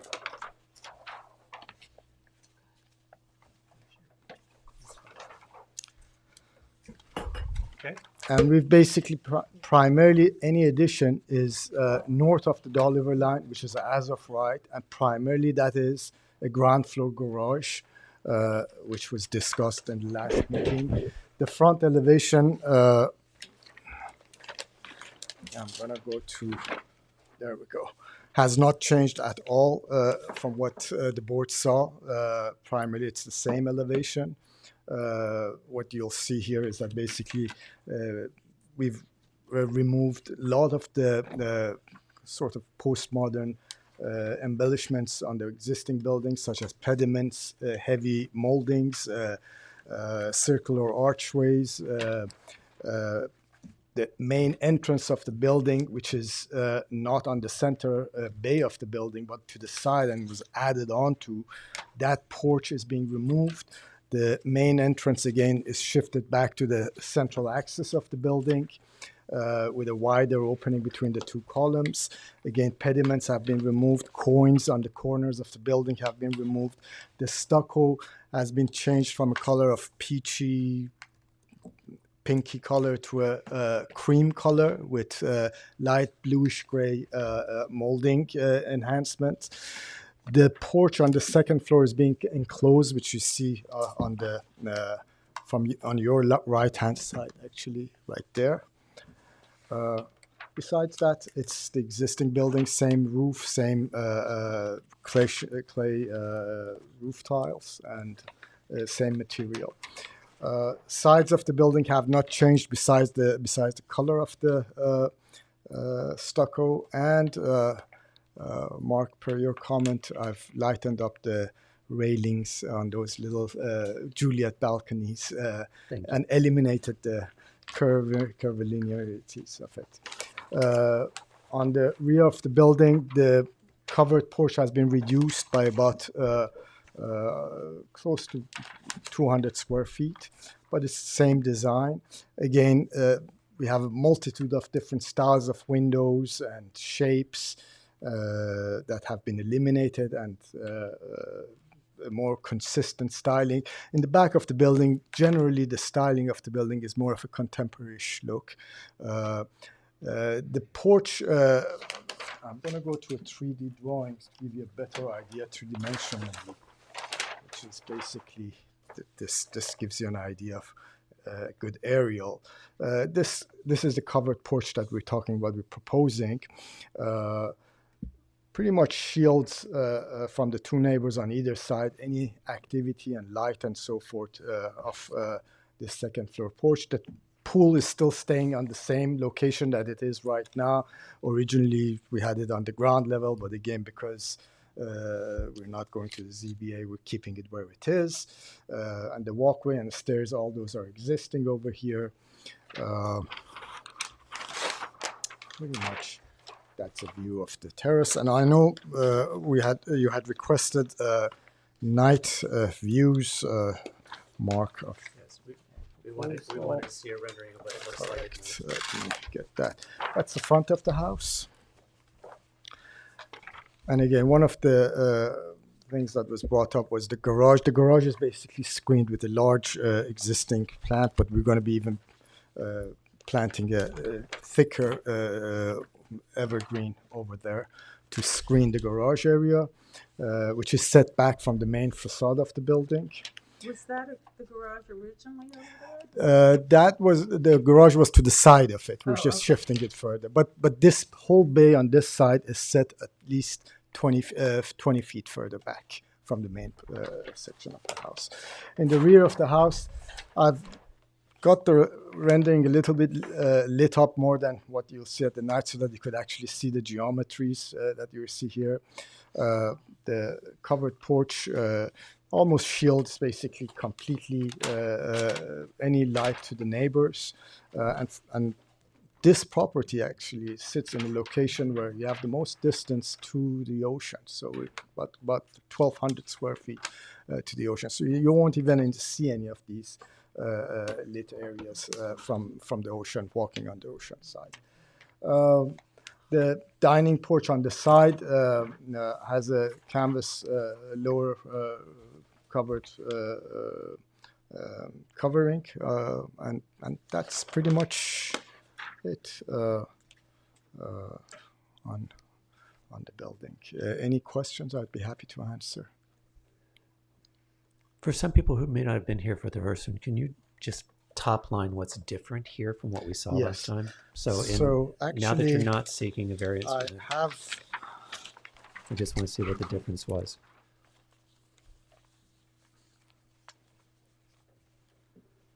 That was what we had before, where the pool was at the ground level. Right. So you've pulled the pool back and closer to the house. Correct. Pulled Up. closer to the back.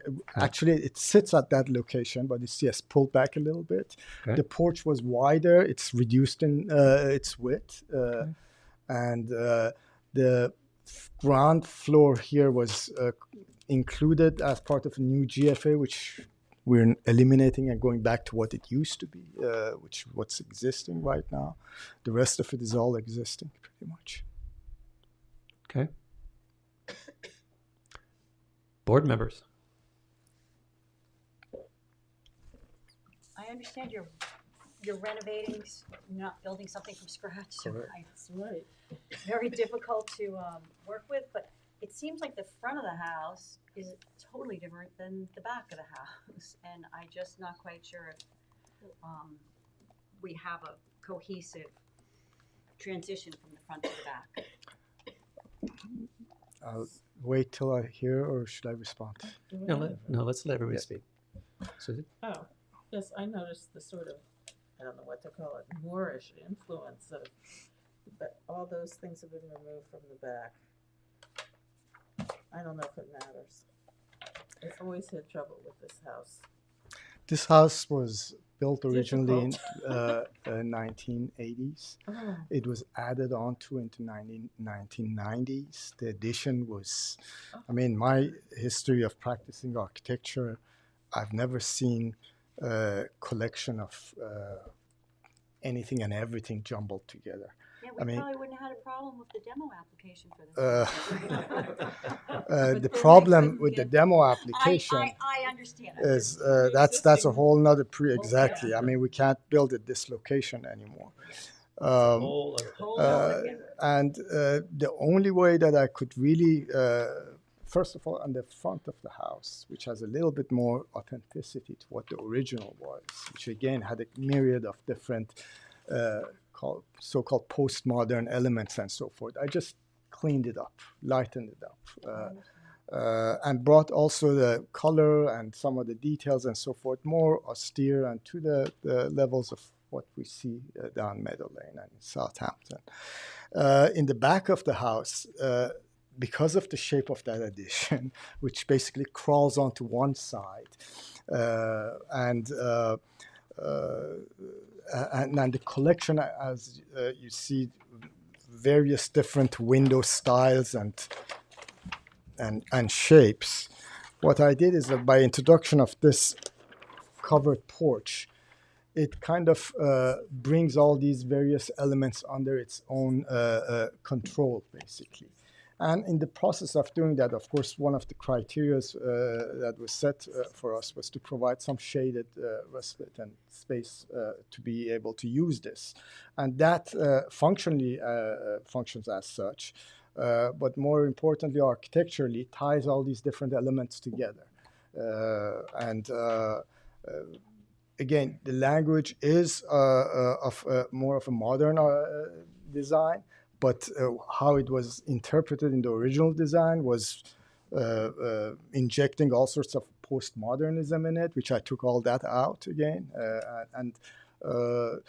Because the site is so narrow and the two sides of the house almost function, especially the eastern side functions as a shield, you don't quite pick up on this variation from one style to the other. The front is the front, and we're sticking to that and authenticating it, and the back of it is more of a contemporary design. And again, in the process, we're very respectful of the two sides, which we're trying to control any imposition, both from neighbors to us and from us to the neighbors. Any thoughts? Yes. Mike. I really appreciate the rear yard night view from I guess that's the southern elevation with the glowing pool. I think it's gorgeous. I'm just worried that the rendering is sort of a bit of a teaser because it seems like you still have this stucco roof in the elevation, and it doesn't really. It's not cohesive with the Where are we talking about here? Just that, yeah, I love that rendering. And then I'm just looking at A2.2, and I have a hard time seeing that they're the same building. So I just worry that the rendering is. So A2.2, this is basically elevation and not a perspective. Yeah. So if I show you the floor plan, you'll get a better idea. Or maybe even a roof plan, if I have it here. Well, I can tell you about this. The clay roofed area is this zone over here. Oh, I see. So it's, even though you'll see it in the elevation, but it's in reality, you'll never see it. Right, okay, got it. Yeah. Oh, but you will see it because this is beachfront. Not even from beachfront. You can hardly see this building from the beach. It's so far away. And you have 3 layers of dunes between this building and the beach. This house sits in close proximity to where the cut is.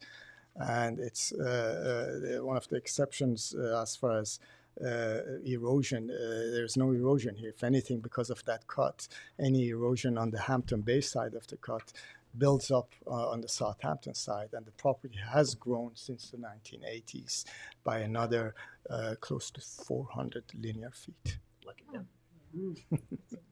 Would be helpful. Do you have a picture of the original structure? I didn't bring the existing photos, but it's in the file. Yeah.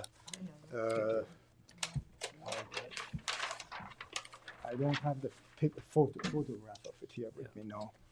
Because I actually I have a fenestration question because and I don't know this maybe in this room, the reason I'm asking is it may be original. You sort of look at if you look at the fenestration pattern at the first floor, where you've got sort of these almost streamlined, almost 50s modern windows there. In the front of the building? And then I go up to the second floor, and you've got sort of the fenestration goes down to like these big open square, 1 foot square mullions. that don't, and then the garage door fenestration pattern seems to match the second floor. But then when I turn to the back of the house, there's nothing. I think what you're hearing, and I'm feeling a bit, I get that you're doing a modern renovation on an existing, but there seems to be such no relationship between the front and the back of the house. It almost looks like, kind of like the hurricane of 38, the two houses bumped into each other. And we're seeing the front of a house that was here one time and another house that went up against it from the back. But if you walk around it, it looks like two houses. Well, That- unfortunately, that's what you're hearing. Fortunately or unfortunately, that's not of my doing. That was the addition that back in the 90s took in this what house is of your away doing- from. But what is of your doing is in the design that you've got going for the back. Because I think it's answered. What I'm hearing, and you guys correct me because I may be wrong, is I'm hearing that you're feeling absolutely no architectural relationship or nod or anything from the very contemporary back of the house to the front of the house. You're feeling that there's no relationship between those two things. Well, here's. And then are we okay with it? Those are the questions I have. So I think there's part of what. I mean, would there be an option to make the front of the house? I think the back of the house is successful in its relation to the landscape and the proportions. And, is there any way to make the front of the house more modern? I agree. I have to. I don't. I mean, if you're renovating this, or Can we see that? And when you was want to that? see this? Yeah. I mean, I understand you have a huge, When was this built? really difficult task. Oh, yeah. This is not within my scope of work. The front of the house. I actually the scope of my work is the back of the house, and the reason I came to you with a front elevation was basically how to clean the front of the house. If you see this photograph in the front of the house, there's so many different styles of windows.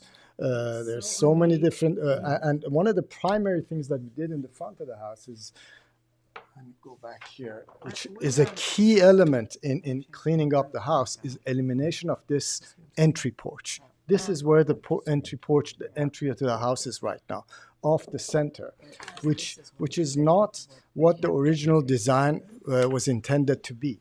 We're eliminating this porch altogether and this entrance altogether. We're going back to, because of the roof lines, because of the shape of the building, we're going back to that axial entry at the center, which works with the clay roof, which works with the clay tile.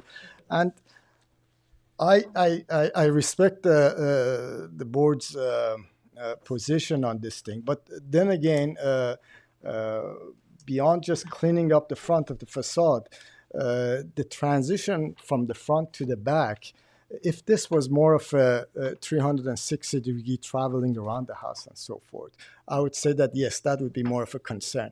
This is not the case with this. This is a narrow lot, very narrow lot.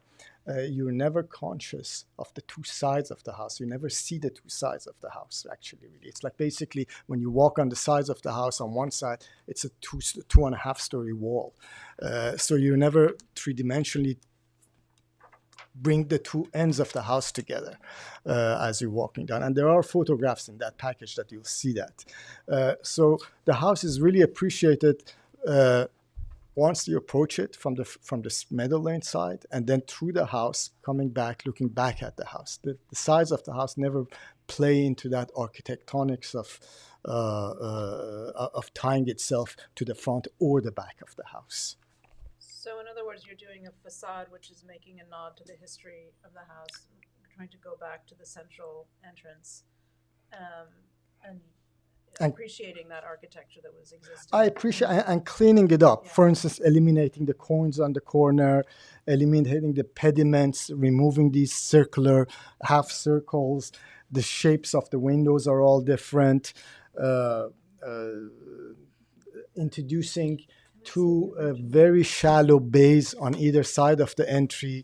That if you may, as far as let's talk about again stylistically, this is more of a Art Deco-ish approach towards this house versus a more postmodernish gibberish. I don't know. Honestly, it's haunted me when I had to do it again tonight. I thought, no, please let me out. I mean, if the materials are somehow like with the white plaster in the front, if there's some, I'd be interested to see the transition. So here's a, let me show you a rendering I have here that would give you a good idea of the transit. Like, this is facing the east of the house.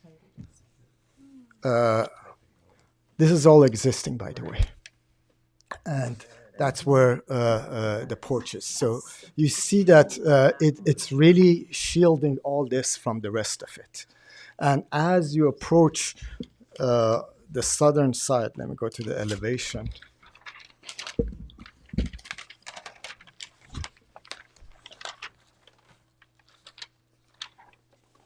There we go. There's some of the roof lines on the original portion of the house. We're lightening up the moldings. And as you get closer to the end, which is the newer addition, we're dropping some of the heavier moldings on that last end, which has a flat roof. So in a way, we're being true to what the original house is and true to what the new addition is. And separation of these two, actually, if you look at some of the guidelines of the Department of Interiors, is that to create that kind of a distinction, not to melt, not that I want to say that this is something that the architecture of the existing is something that I want to emulate, but it clears itself. The two have a clear separation from where one is from the other.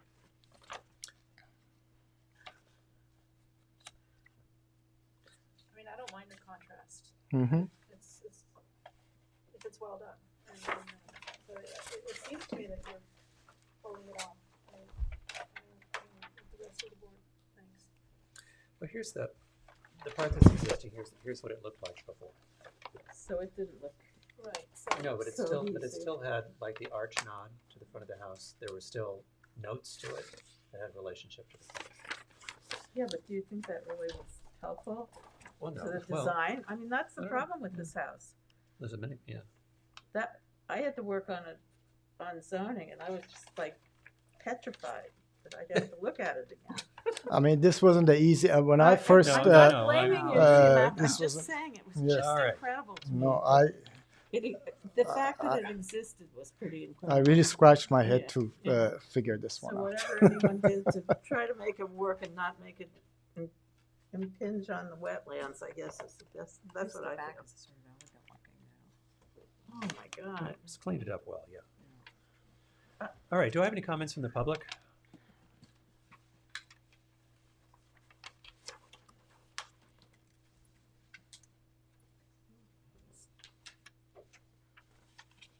Okay.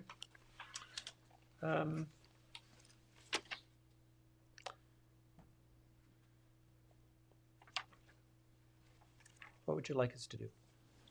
I would like a vote from you. We've Here's been what I'll do is I have- patiently going through these board meetings, and Why my not? client is almost ready to do what? throw his hat in. And All right. You'd like us to take a vote? yes, please. So I'm going to wait a minute, make sure I'm doing this right. Not historic. Okay. I'm going to go with motion to approve the application for 2020 Meadow Lane.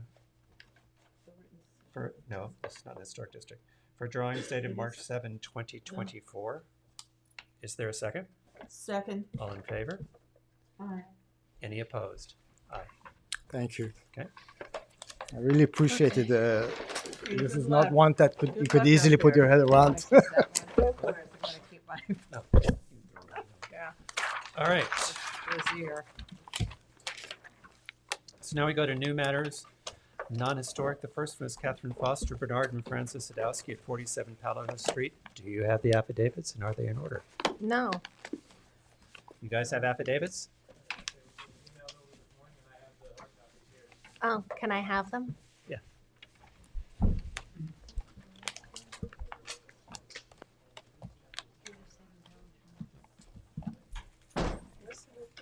Thank you. No. Can I have the affidavits? Sorry about that. I just found that Ruby's not with you guys anymore, but I have an email that went to her this morning, but I didn't see it. No, I just need the affidavits.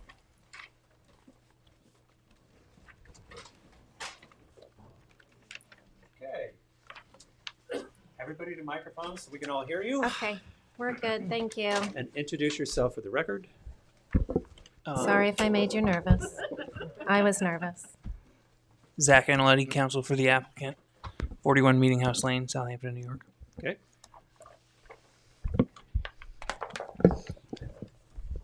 Good evening. My name is Robert O'Shea. I'm the architect for the project.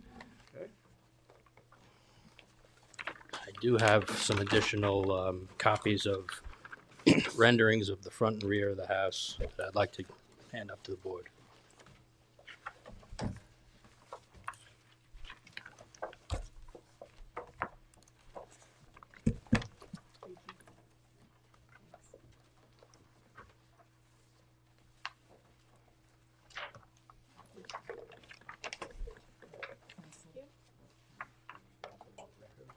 It's fine, never mind. I'm not the keeper of records.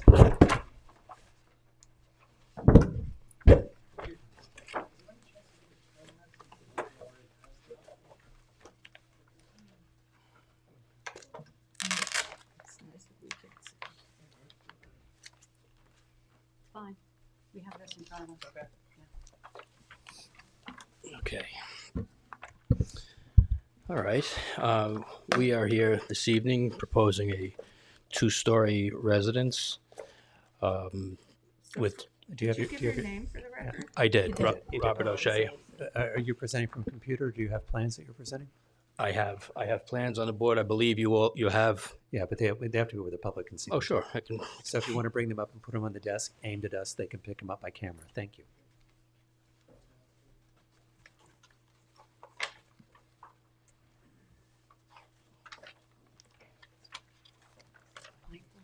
I have here the whole package of, that was submitted to the building department showing zoning compliance and the rest. I'm not sure that. I'm sorry, what? I'm not sure anyone's really interested in my square footage calculations, but here they No. are. No, we're not.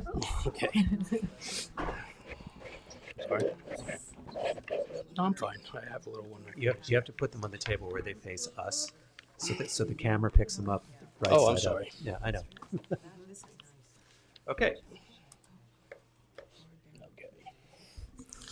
And you're off. All right. Anyway, here we are with our proposal for the two-story residence. We designed this building with a bunch of one-story elements, including enclosed portions of the building as well as covered porches, to reduce the scale of the building from really every angle of the house. Okay. Can I assume that in this stack you've got here, there's a picture of page of the elevations of the house? Yeah. Because again, the public needs to see what we're talking about. Okay.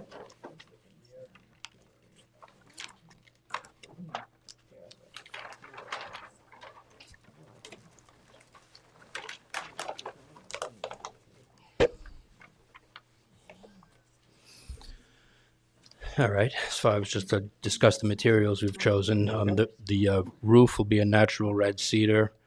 The renderings show it in its future weathered state, since that's ultimately what it will look like.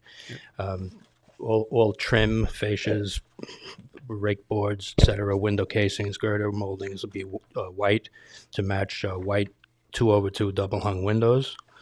The siding is a cedar shingle in an alabaster tone, which is slightly off-white, which will provide a mild contrast between the siding and the windows and trim moldings.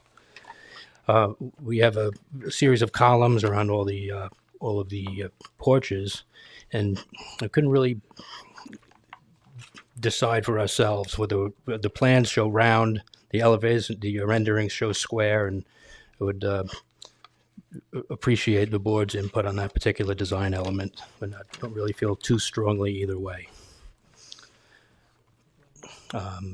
There is also a detached garage in the rear of the property and a 16 by 32 in-ground swimming pool. Not sure if I can answer any questions. Well, walk us around the house. So in your front elevation, Yes. are there any surface mounted fixtures? Is it all ceiling mounted? No, these are all recessed in the ceiling. Each that's common around the entire building. There are roof lines, extended porch roofs over all of the doors to the building. All right.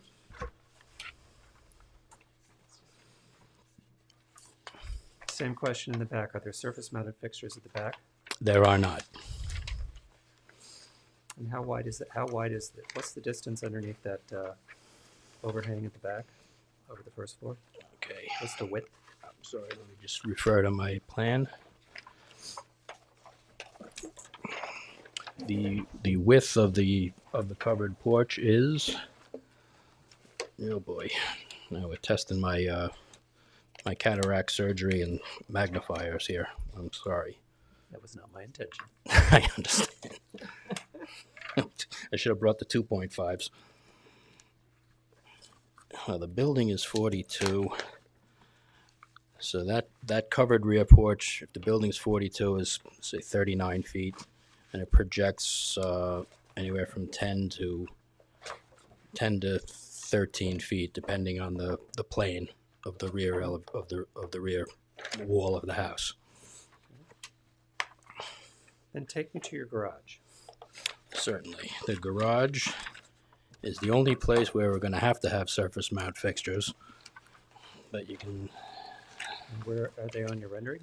I'm sorry, they are not. They would we would have to have I would propose one between the two garage doors, which is on the east elevation, and one on either side of a glass door we have on the south elevation. It would be nothing ornate, just a simple like galvanized type finish. Yeah. We're probably going to want to see a cut sheet, what it would look like. Certainly. Board members.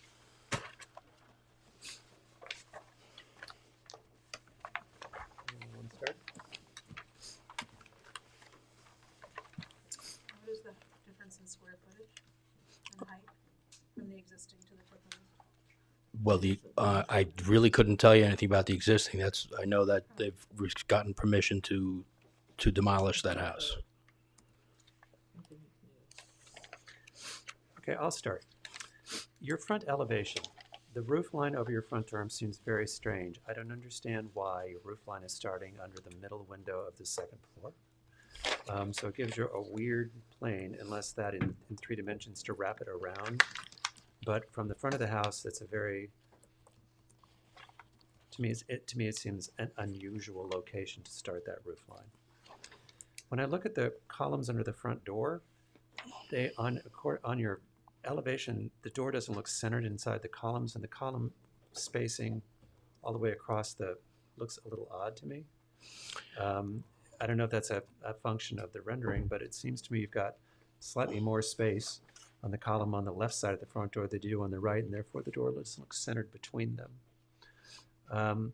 When I look at the left side elevation, the column spacing all the way along the left side elevation on the first floor, I don't understand.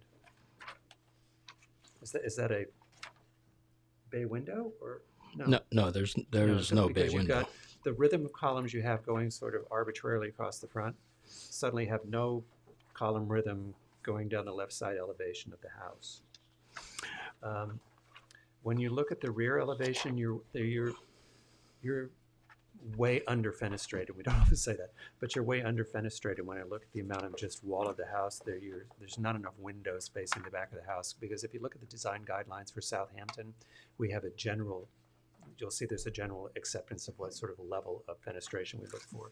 You've got large planes here with not enough windows, in my opinion.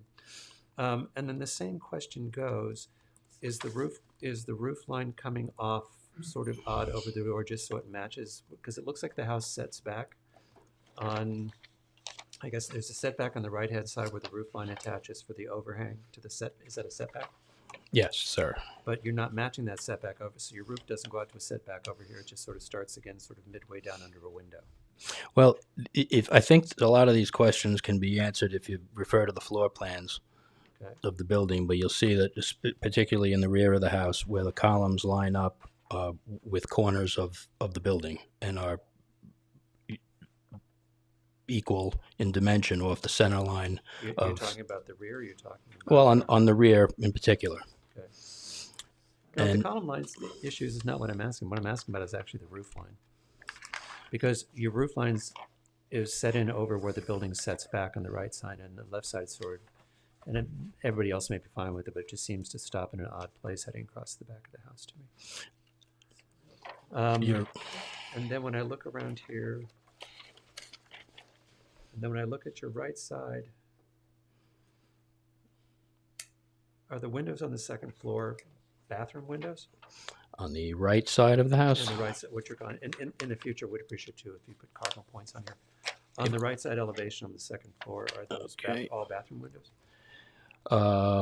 There's one that's a bathroom window. The two that are to your left, as you look at it more to the forward part of the house, are over nightstands in a bedroom, and there's one to the rear, toward the rear of the house, which is in a bedroom. But wait, there's two little tall, high up. What are those? One's a bathroom. Which elevation are we referring to? On the rear. Those. Yes, there's one in a bathroom, and then there's one that's put in just to match that in size and shape. To add some window to that wall. Well, one's a bathroom, and what's the other room? It's a bedroom. But that's certainly not the only window in the bedroom. Yeah. And I would have the same comment about your right side elevation, that this side of the house seems light on fenestration versus what we normally see in the front. Yes. I think the choices of materials are fine. This is a bathroom.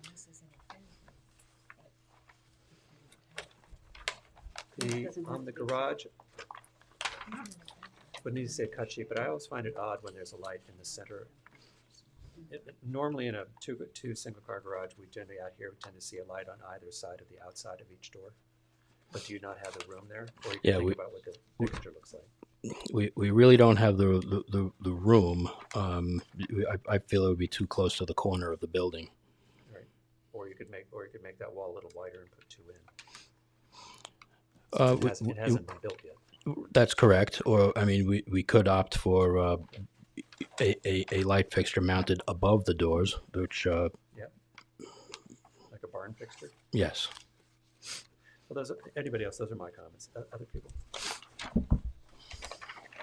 I find the renderings a little confusing, and also say I'm very sad to see this house go. This is what's there, and I just think it's an adorable house and sad to see it go. I'm confused about the front door being where you can't even see it in your first rendering here. Oh, well, that's just a vantage point of the rendering. We could just as easily have gone from the other side. More of a centerpiece on the house, and it just seems that you've got it kind of tucked away. I understand your rendering is, but for us looking at this, it's hard to say what this house is going to look like from the street. At the angle that you have it. The other comment I would make is that there's so many white houses on this, and you're proposing that it be cedar shake and then painted? No, it'd be a stain, a light, an alabaster. It's called in the cabinet book. It's a slightly like off-white. With no color in the windows, it just seems it's very stark. Okay, I would sort of echo that it's very stark for that street and for its location. When you look at the houses that are 2 to the left, 3 to the right, and the houses are color. And this one's going to, first of all, it's going to be a bigger house than was there, and also being a big white house, I don't 100% know how well that's going to be harmonious to the neighborhood. And I think what I'm hearing from Jane is that you've got a driveway here to the right, so you drive in, get out of your car, you walk all the way across the front of the house, but the front door doesn't actually really present itself easily. And then my other comment, and I'd love other people's thought on this, you've stepped back. When I look at the volume on the second floor window over the triple gang that's in the front, you've set that back. the top up here, but you haven't carried, if you're, in that sort of a more contemporary application to where to this house, but you haven't carried that same idea down to the first floor. You've only carried it in the second floor. The projections on either side of the windows you're Well, referring to? Those aren't are those projections, or is the window set back? Well, that center portion that the windows are in is recessed about, 16, 18 inches. Why is that, for rain protection? No, not really. Just so we didn't have one long continuous wall going up to the roof mass. So the front door isn't even visible. The front door isn't where the chair is. You have an Adirondack chair below the window. Right. Well, the front door is even farther to the left than that. Like you're not even seeing it. no, the front door is at the largest portion of the covered porch when it wraps around. It's in the rendering. It's to the right of that window, so it doesn't show up in the window. But it Look shows here, up, but it shows but up it's in the- way yeah. set back. It's way set back. It's You're not even the furthest corner of the house. So Also, your rendering's not accurate, because your rendering shows a window. Where you're saying the front door is? Well, Oh, the rendering shows the window. Yeah, That's yeah, good. So you're saying the front door is farther down and back there? Yeah. Yeah. Where? If, Yeah, look at plan, this. if you have a look at the floor plan. That window's here, so you go down there. So it's the farthest point around. possible. That's an illogical, from your ground plan, that's an illogical place for a front door. I'm not sure I understand the comment, but Generally speaking, when you pull up to a house, you should be able to pretty easily tell where the front door is. So where you're driving up to this house, I'm going in the driveway, I'm getting out of my car, I'm walking all the way across it from the house, and then going around a corner, and then finding the front door. It feels like a side door entrance. It doesn't have the presentation of a front door. And that would be atypical of construction in the village and not harmonious to how their house is on that street. okay. I'll have to think about that one.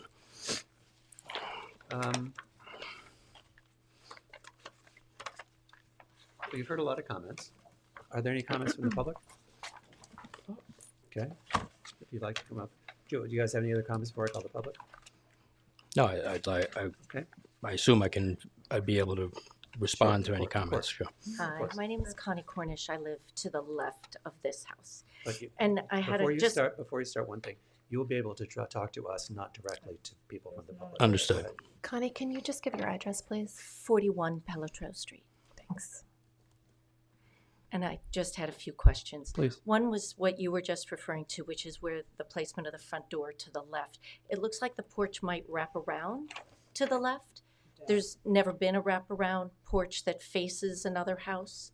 So I'm curious whether or not that would, from a privacy standpoint, that would be really close to our property line. I think they're suggesting just a 15-foot maybe setback, and so it really would be right at our side door, effectively, or maybe the front. The side windows that they have set up on the left-hand side of the house, there are 3 second-floor large windows that would overlook right into the house. And again, because the house is moving, is so much bigger than what's currently there, I just had a reservation about how big, because I couldn't tell from the plans. The rendering and the plans don't seem to line up in terms of the front, the front windows and this area. I can't seem to get my hands around the plans versus the picture. Okay. So they don't seem to line up. So Okay. I just wanted to sort of question that. The garage in the back, the pool equipment is to the left of the garage. And I wanted to make sure that there was some plan to buffer that from the sound traveling over, because that's where our seating area is for our pool, Okay. on that corner. And I was curious if there was a landscaping plan being proposed, just to, I know, yeah. I think that's it. Is that it? One more? Okay, he might have one more. That's it for me. Great, thank you. Thank you. Okay.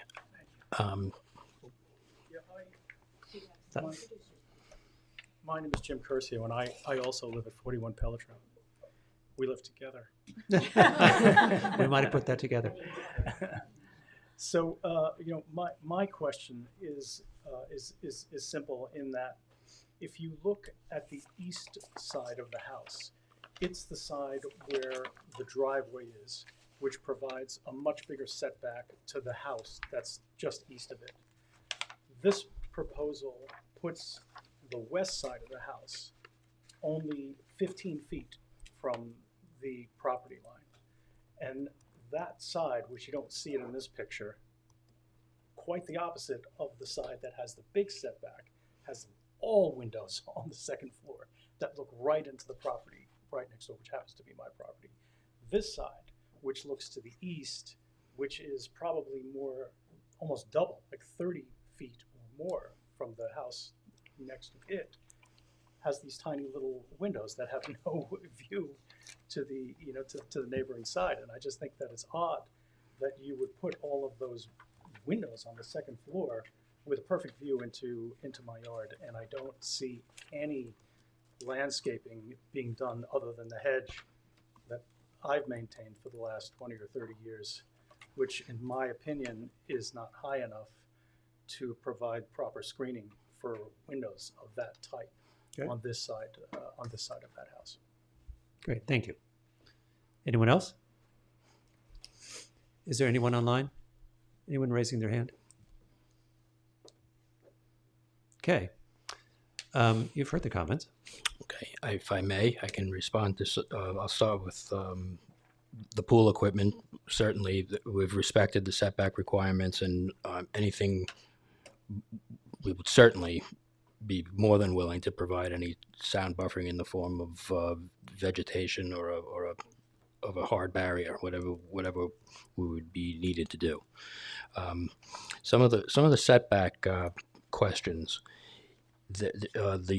On the right side we have 18 feet. On the south side we have 15'8", but the large windows on the second floor on that side of the house are in the upper portion of a stairwell. And that wall is set back an additional 8 to 9 feet from the nearest portion to that common property line. So the wall with the large windows, again, there's no one standing there. I'm gonna be honest with you that may make it worse, because when it's a stairwell, window, they tend to be on all the time. Those windows light up all the time. That's not a bedroom where people are there at night. Stairwells people leave on all the time, so potential light issues to the neighbors can be strong. So I'm hearing that. But again, it's not 15 feet from the property line. That wall is maybe perhaps 24 feet. When I'm looking at the size of those three windows, and you're telling me that's the stairwell. Mm-hmm. Okay. Okay. All right. I have to say I'm a little confused about the concern of the location of the front door. This is not something that is unprecedented. It is unprecedented. Look, you have 5 people who are telling you it's unprecedented. I'm going to tell you, in Southampton Village, We still have walking mailmen, it's kind of unprecedented. The mailman walks in that neighborhood, so. When you walk in, honestly, drive down the streets of Southampton, when you go up to the house, usually the shrubbery, the sidewalk, everything, the pathway all lead to the front door, so you know when you're coming up where you go to elegantly enter the house. In your case, they don't do that because your landscape stops, your pathway stops, then I go across the porch, and then I go around the corner and the farthest corner possible from where the car is located. That's just not a normal plan that you would see in Southampton. Whether you agree with it or not is kind of immaterial. That's what you're hearing from 5 people. Okay. Okay. Just a quick comment about the east elevation. There are quite a few bedrooms facing east. Okay. It would make sense to have windows in that elevation for the sake of the privacy of the neighbors. Maybe just switch up, if you want more big windows facing east, I think I would vote for that. And I think that the east, that is called the right side elevation here, is the east elevation, correct? Right. It seems a little fortress-like compared to if you look at the existing. Okay. Friendly neighborhood. So. And also the fact that eastern facing light is really beneficial for bedroom So I think I'm hearing that we need more fenestration on the right and rear sides of the building. I have to do something to satisfy the concerns about the front door, and a little too much fenestration, at least on the second floor. But I want you to take a look at those. Of the opposite side. Especially those three great big gang of windows over your stairwell. I'd also like to see, did you, yeah, you did provide a survey and a ground plan. Okay. I'd also like to see a landscape plan. All I'd right. like to see a streetscape from 3 houses to the right and three houses to the left, showing how this house will look sitting with 3 houses to the left and 3 houses to the right as a daytime streetscape.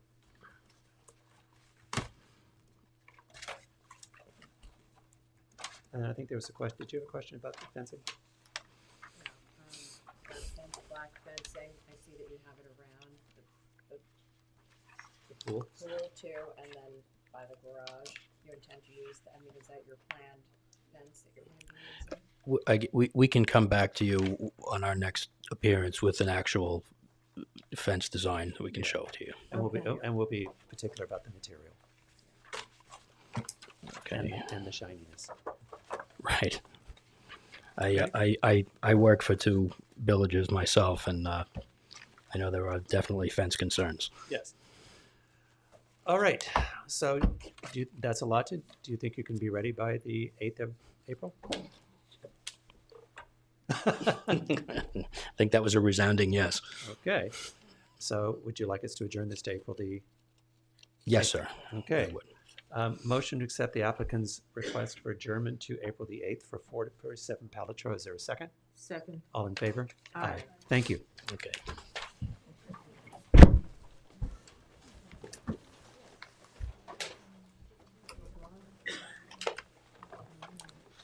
Okay, so that brings us up to 15 Dale Street. Do you have the affidavits and are they in order?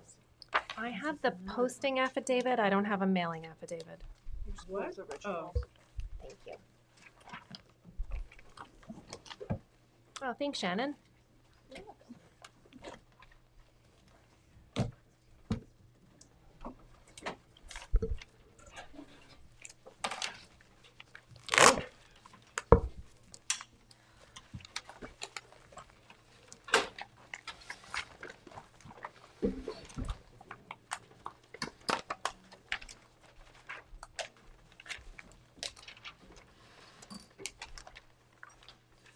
All right, let's start by stating your name for the record, and I'm just going to ask you both again to stay very close to your friend, the microphone, so the public can hear you. Thank you. I'm Shannon McCaffrey from Dewey's Planning. And I'm Guillaume Le Guen, the applicant. Okay. so we're here this evening proposing a one-story addition to 15 Dale Street. The property is currently improved with a 1.5-story dwelling. The addition will be to relocate one of the house's bedroom into it as to allow for a home office because Tamara works from home and needs the space to have a home office. And so the house will be shingled to match the existing. And then there will be a custom copper seam roof fabricated by Guillaume himself, in which he brought samples.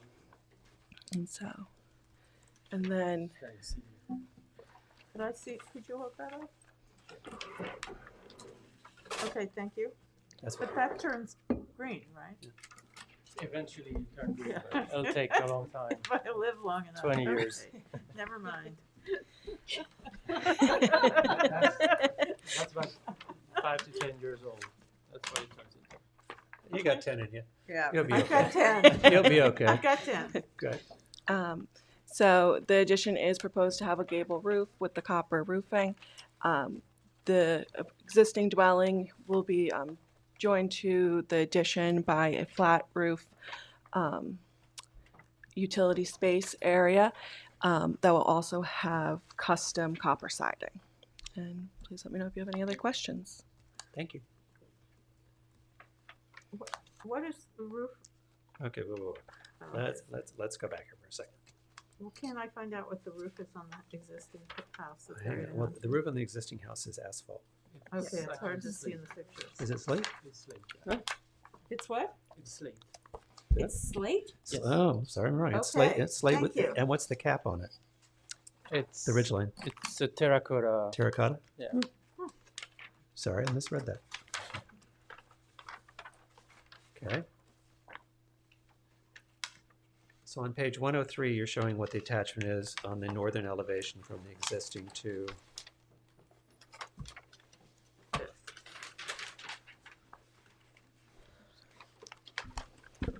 Yes, correct. So that's Here's the addition and how it joins to the existing dwelling. the Okay. photos show the existing.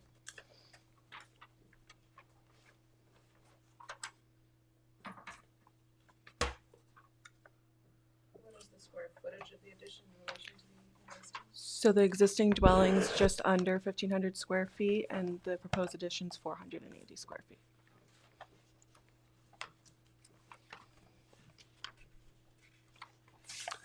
Board members, questions?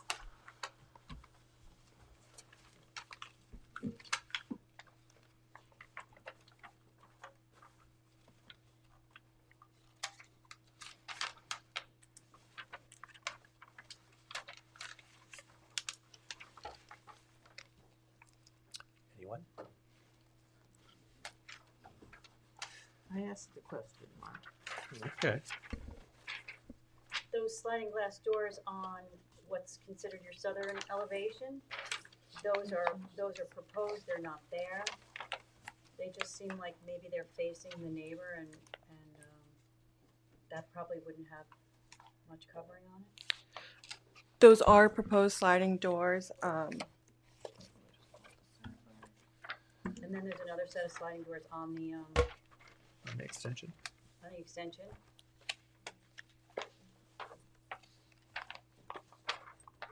So both of those are the addition. So there's the utility space, that's going to be a new addition as well. And so there are two sets of sliding doors that will be going onto the deck.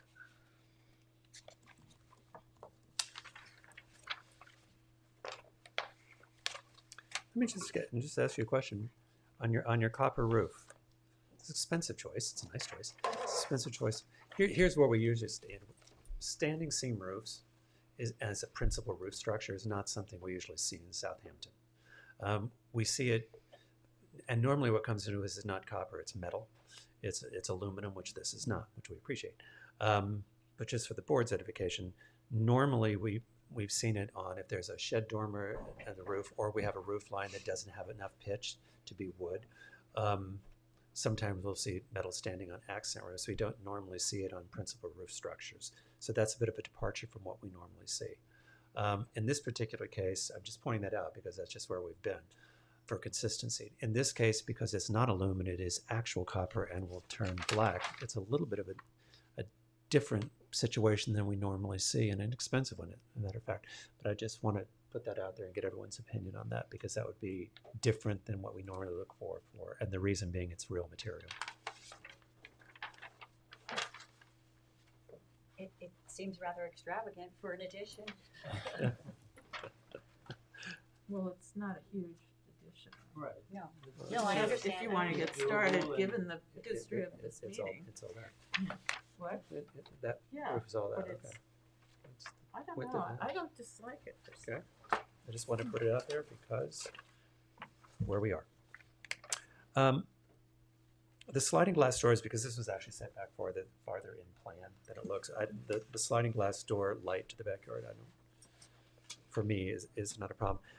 You're using the existing front door, or you're changing the existing front door?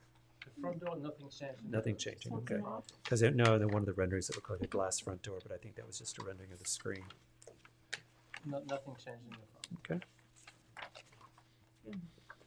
I actually, in this particular case, because it is true natural copper that's going to turn black and it's not metal, I actually think it's the one sort of luxury element that sort of works in this house and adds a new sort of feel to it that's not normally there, and it's not on the principal structure. We saw it like on a folly early in house, one of those houses that's on like 5 acres. We saw it in one of the folly roofs they had, and it was a nice sort of fun moment. So that's how I feel about that. Are there any comments from the public?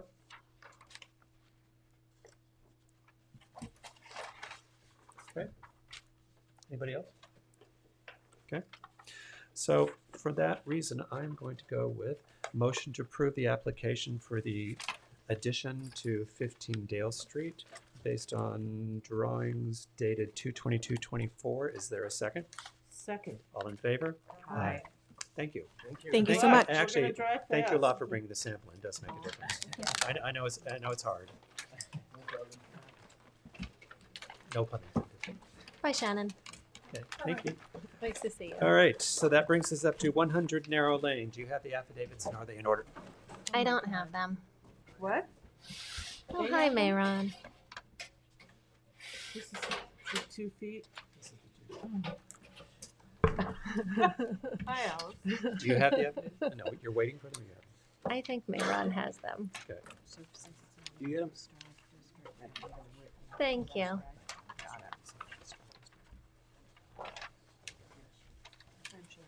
Okay, very good. We have them.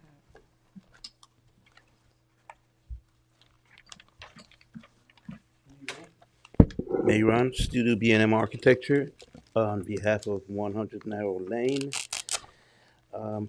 Just want to make sure the board members have our proposed drawings. We do. You do? Okay, so I don't need to, because I have enough copies for everybody. No, I'm assuming that they're these. Okay.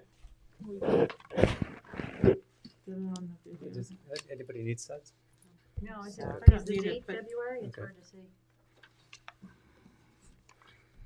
There we go. Yeah. Yeah, looks like February 15th. Okay. Okay. Go ahead, sir.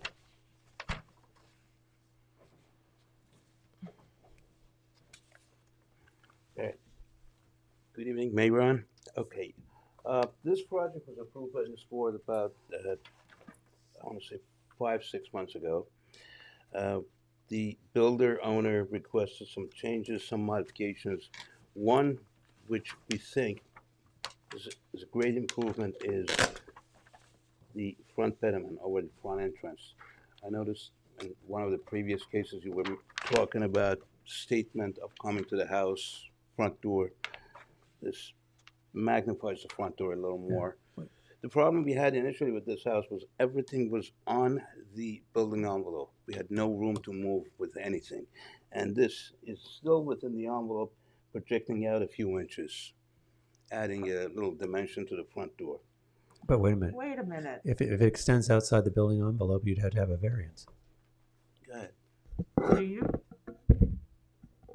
Does it extend outside the envelope? No, this is not outside the envelope. It's not. Oh, that's okay. It is within the envelope. Is this already built? If we had room outside the envelope, we brought this out like a porte-cochere. Oh, you said if you had room. Okay, I'm sorry, we understood you. And is Misunderstood this you. already built? This, The building is framed all the way up to the roof, yes. the part we're talking about, excuse me, The bump out is requesting pediment. is not currently framed. it's not Oh, currently framed? no, I'm talking about side, the pediment, I don't know. I'm sorry, I didn't get the question. Is the pediment framed or is it not framed yet? Is it framed? It is framed, Oh, okay. okay. Okay. The other change is on the side, on the first floor, we have added 30 square feet. You would like to add 30 square feet. Okay, right here. This is before, this is after.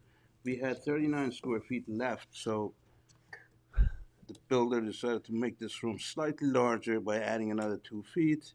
So 2 by 15, added another 30 square feet to that.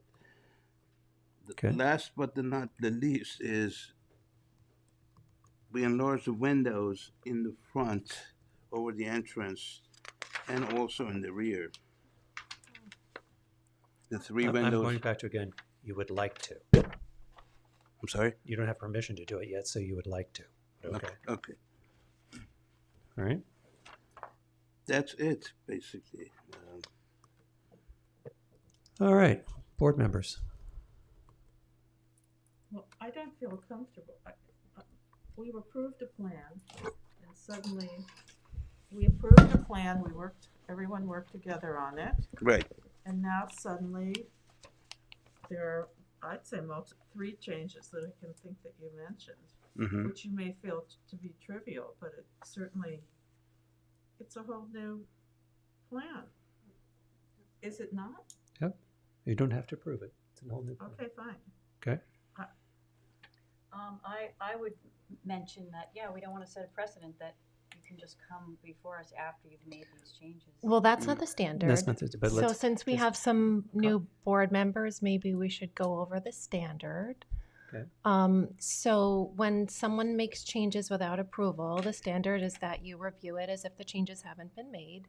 So there's no deference for them having made the change. You don't say, okay, you made these changes, so I'm just going to approve it because you already made it. But you also, you don't punish them either. You look at it and you say, are these changes acceptable or not? That's how you Right. review it. So they've made this application, We and you consider must it. review them. Okay. And I would say that I'm getting my bearings as to which side of the house this is. South. That'd be the south end of the house, but The south end of the house, with all of a sudden it has like a little bit of a jut, just seems like a mistake. It doesn't seem like it really goes with the original house. Well, that was, here's my feeling. I think the pediment actually architecturally does not work with this house, because before you had an opening, it was a little. This is certainly not a farmhouse, but you had a flat roof and you had three rhythm over it. So finding the door in this house was different because you had a staircase that went to the door was set back, and then you had a lovely rhythm to this house. Right. So I think the pediment to the front door takes away actually from the original intent that we built on this house. I think the sudden 2-foot flare, you actually don't have to build a house in Southampton the exact amount of square feet that you can. No, But we when you came understand in, that. Yes. but now when I look at this house, there's a rhythm to this house. You've got, left, right, the rhythm, and suddenly I get to the right-hand side and there's a flare to it. I actually think in an already big house, adding this piece that looks like a mistake is disharmonious to the neighborhood, a mistake, and that's not something I could support. Now, when I look at the back, show me what the questions were in the back.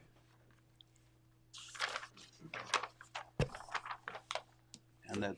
I mean, the reason why we go through the process is when we build a house, all the neighbors have an opportunity to look at the house, and then people build a house and they come in, and then you build a house you say you're going to build. At the very top of this meeting, you put up signage that you say you're going to put up. You build the house that you say you're going to build. Now, Alice is correct. We'll look to it for consideration, but the two proposed changes in the front, I think, are actually less harmonious to this house in the neighborhood than what was originally approved. Mark, you don't agree with the pediment either? I don't. Oh, okay. Because it's to me, it's an odd design element over what was sort of a more simple facade, and it takes away to me from the roof. And also the design of the pediment is a little dissimilar to what I'm seeing in the other three. So that's my opinion. Others? What was the third change? The back. Can you show us what the change was in the rear? Sure. The proposed and approved. Yeah. The only change is these. Yeah. And why did you make them bigger? To match the front. You mean from the interior of the house? See, this was the front approved. Right. I mean, the so back. right. So if you're not going to change the ones in the front because we're not approving the pediment, then you don't have to change the ones in the back. Okay. So they all match. I get that. Okay. Anyone else? Any comments from the public? I think what you're hearing is you don't have support for these changes. So you do not have support for approval for these changes. Okay. So we can vote on it. But if we vote on it, I'm fairly certain that... Can we adjourn at least? You can adjourn it to come back with another idea. Right. But take it on as like, don't go build more house and then come back and show us here's more house we've built and now we'd like you to look at it. I think we were really thoughtful. Look, this is an interesting street, and I know you've got a difficult lot because, as you know, I used to live 2 doors down. We know that the depth of these lots, they're shallow, they're wide, because they're actually a decent amount of land, but they're wide, but they're actually very shallow. So we went through a lot with you on this because we knew what you were up against in terms of the depth of the house.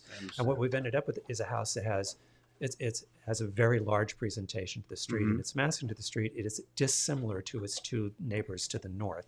It's not dissimilar to the houses at the other end of Narrow Lane, which are also sort of have the same size. But I think when you add this level of decoration to the front door and these changes, they actually take away from Right. what we actually built is a the right house for that land at that time is what you're hearing. But you're telling me you'd like an adjournment.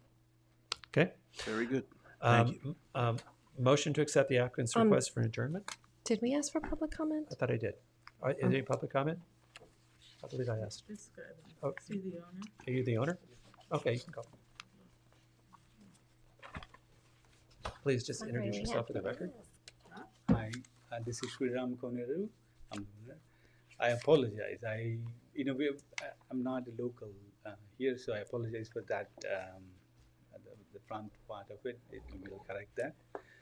The only request that is that on the side, the interior is fairly, as you see, the previous house was actually not built in the envelope. We are building within, and you all collaborated. I was not privy to that, not because it's my not being present here.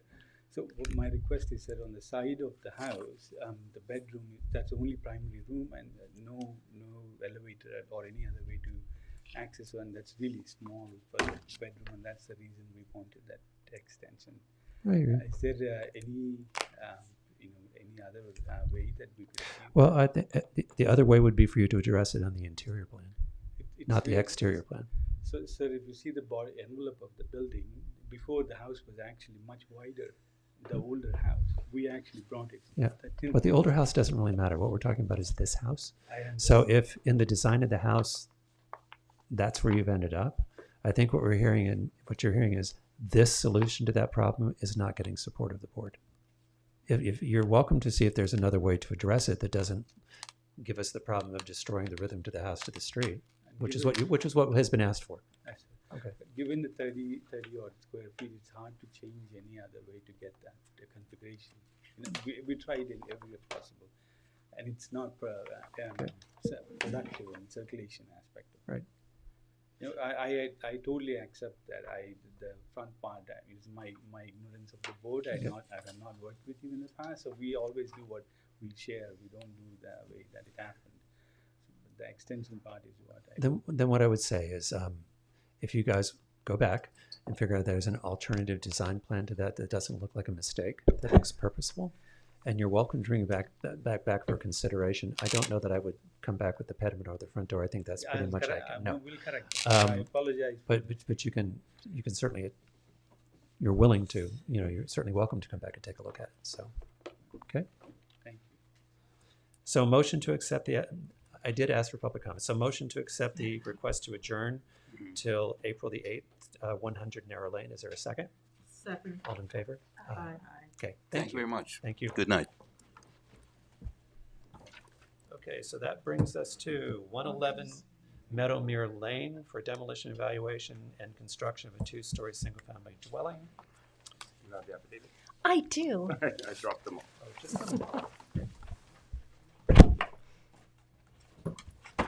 Good evening. Kirk Lehman, AML Architecture for the applicant.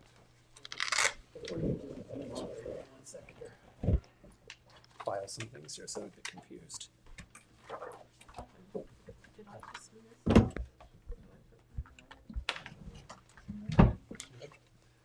All right, my friend. Thank you.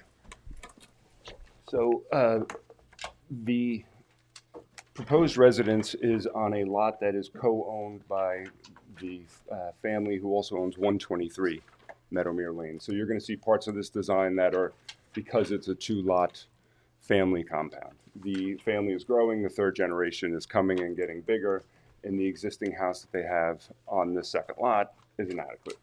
It has a 2-car garage and it has 1 bedroom. It's a small little cottage.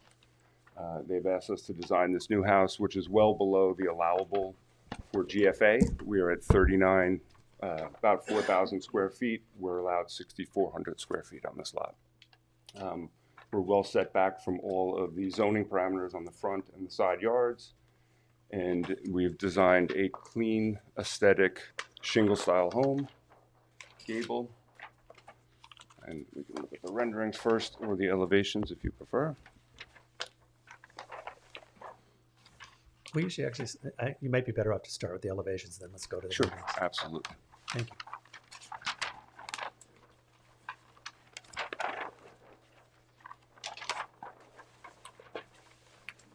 So this is the south elevation, which is the front elevation. This is the easterly elevation, which is turned towards the tennis court, which is set back about 100 feet plus from the neighbor on that side. This is the north elevation, which is facing towards the rear of the property. And this is the west elevation facing towards the parents' house. And that huge triple gang of windows there, is that the stairwell? That is the stairwell. We have a double height stairwell going to the basement and going upstairs. Okay. The property is currently landscaped. Edwina Von Gaal was the landscape architect 25 years ago, and we're maintaining all of the landscaping on the property. There's some major trees on the property, and all of them are being saved. There's one smaller tree near the garage that we have to eliminate, and that's the only tree. So essentially, when this project is complete from the street, it's going to appear very much as it does today. There's very little difference to the front hedge line, to the driveway. We're still going to have a shared driveway, and then it splits off to the parents' house and then the son's house. The materials are western red shingle with a light bleaching oil stain on the sidewalls. It's painted windows, mahogany painted windows with painted trim scheme, a very simple trim scheme. Roofing is western red cedar as well, taper sawn 5/8.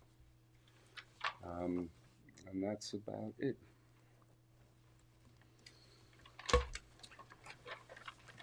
Board members.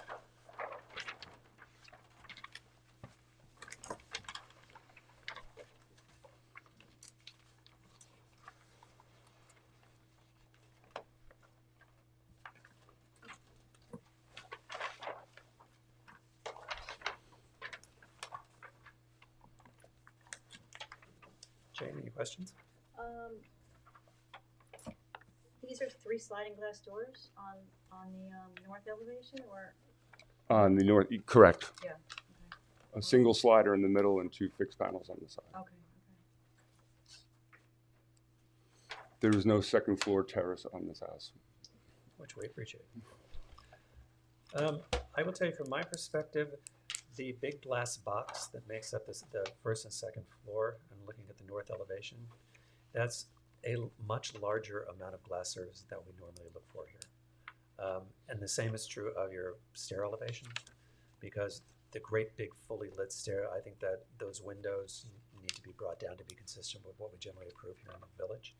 And I think that big light box to the right has too much fenestration on it. Can I make one comment on that? Sure. The glass box purpose is to overlook the parents' house at 123. They have a pool, they have a pool house, and it's connecting the 2 properties. So it's. But they could still probably see that with 20% less glass. Okay.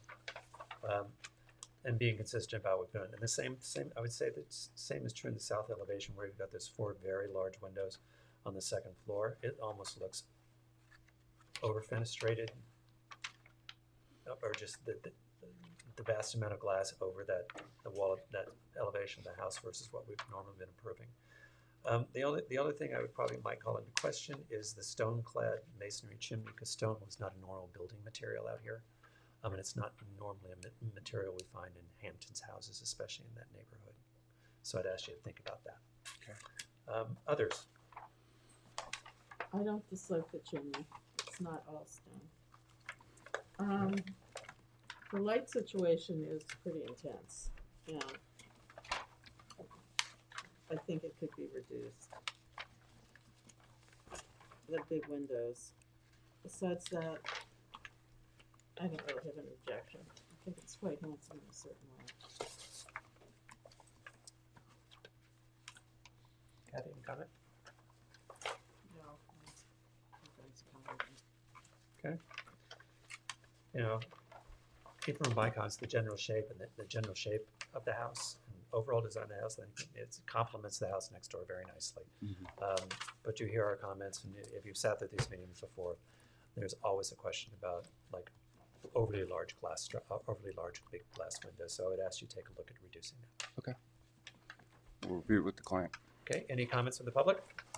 I have a question for the board. Please. Sir, this is a question about. Sure. Yeah, first of all, introduce yourself. It is a question about this application. Yes. He's my partner. I'm with AML Architecture. Okay. Chiserno. Okay. I'm curious about the Microphone, introduce yourself, please. Hi, Richard Cerno with AML Architecture. Great, thank you. I'm curious about the reaction to the glass. So in the back of the house facing the north, the property is entirely landscaped and completely private, as Kirk said. Very, very old and mature perimeter plantings. And it's like a park. I mean, it's a park-like setting. Yeah, So we I'm walked wondering, it. You're right. yeah, so I'm just wondering why we have to make the glass smaller, I guess. If you go through the design guidelines for the village, and if you look at any of the sort of past precedent you've seen in these meetings, there's sort of a window to wall ratio.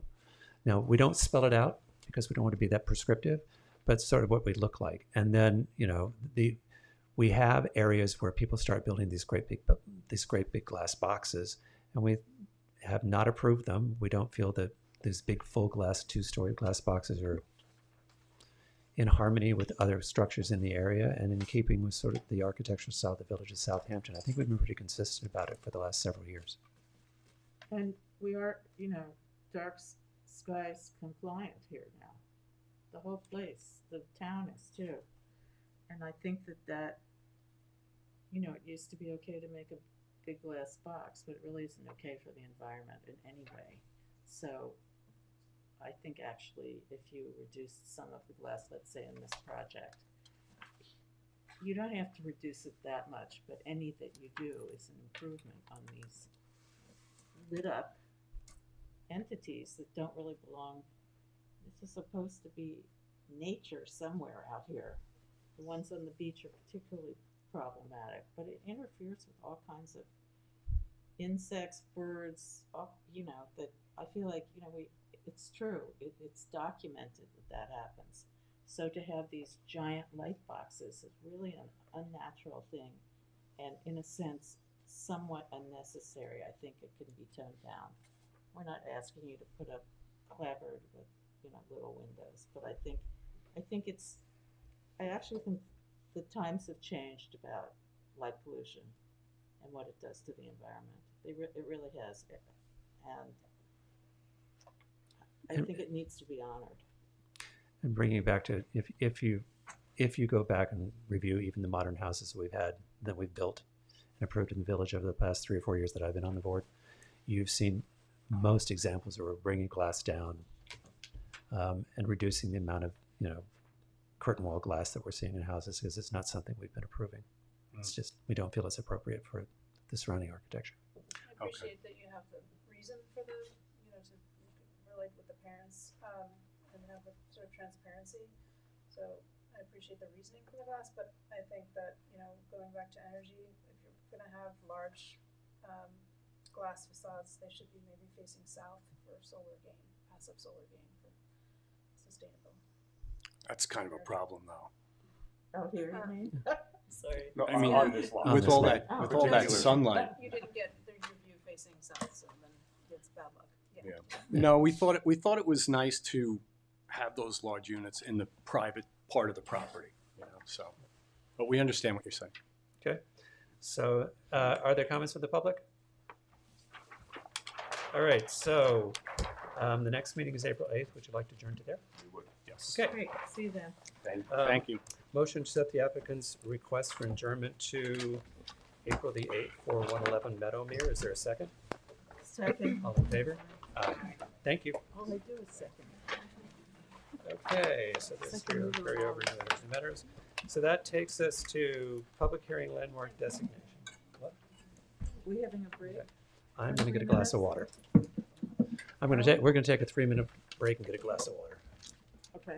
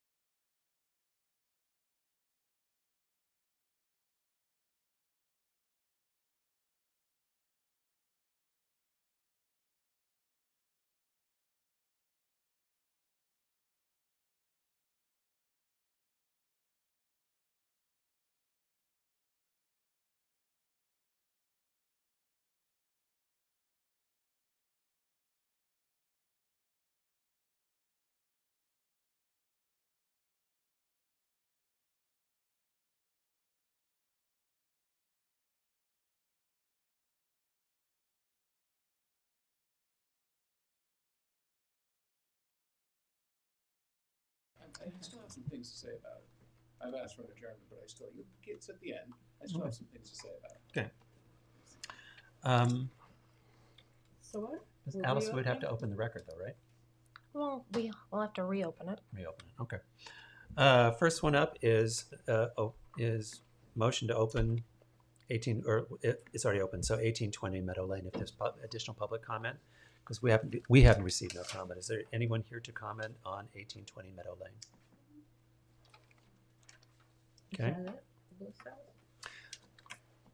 I will be, just so we're all clear, we will not be voting on these tonight because we have not received any more public comment, which I find a little bit surprising. So I just want to make sure that we've given enough time to people to respond before we actually get to a voting stage. So if there is no more comment on 1820, I'm going to motion to close the discussion for 1820. No, we're adjourning. To adjourn the discussion for 1820 Meadow Lane to April the 8th. Is there a second? Second. All in favor? Aye.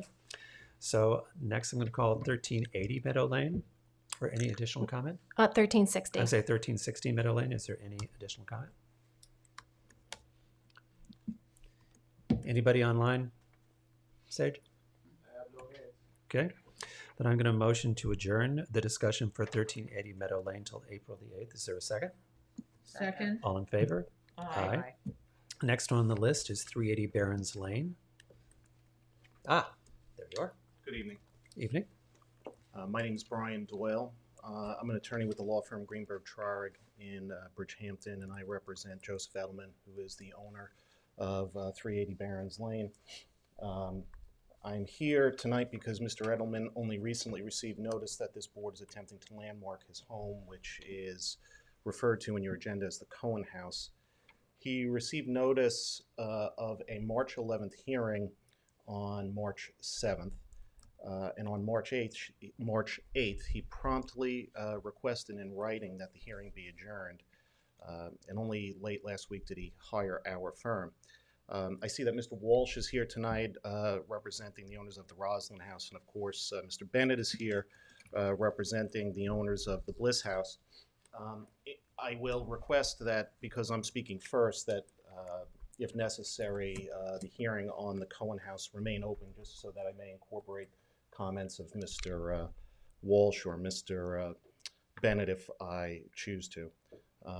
The chairman said we're leaving them all open, Brian. Okay.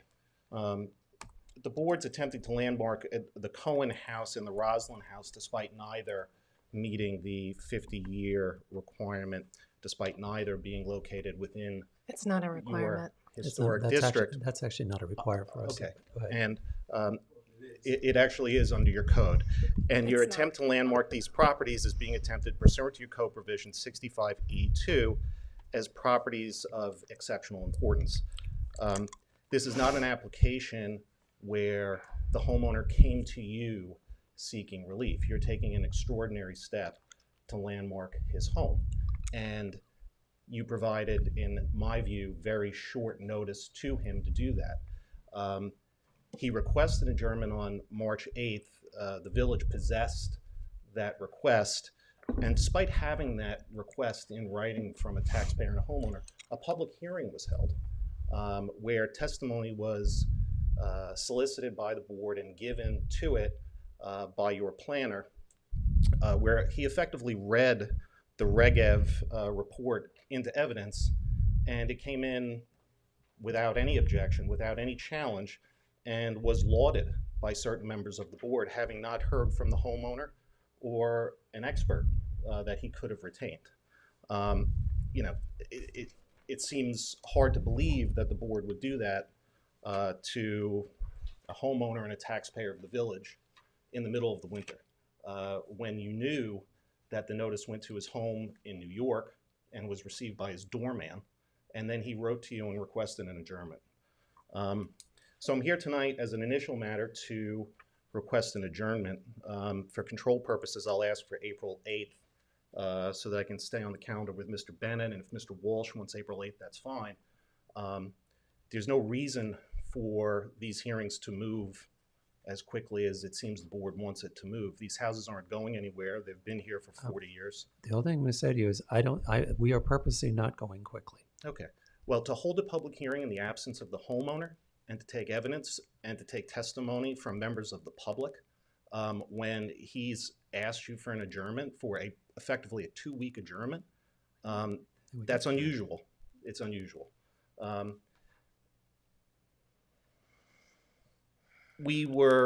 Our clients, and I think it's unusual in the circumstance when you look at the record, which we've only had an opportunity to look at for 2 or 3 days.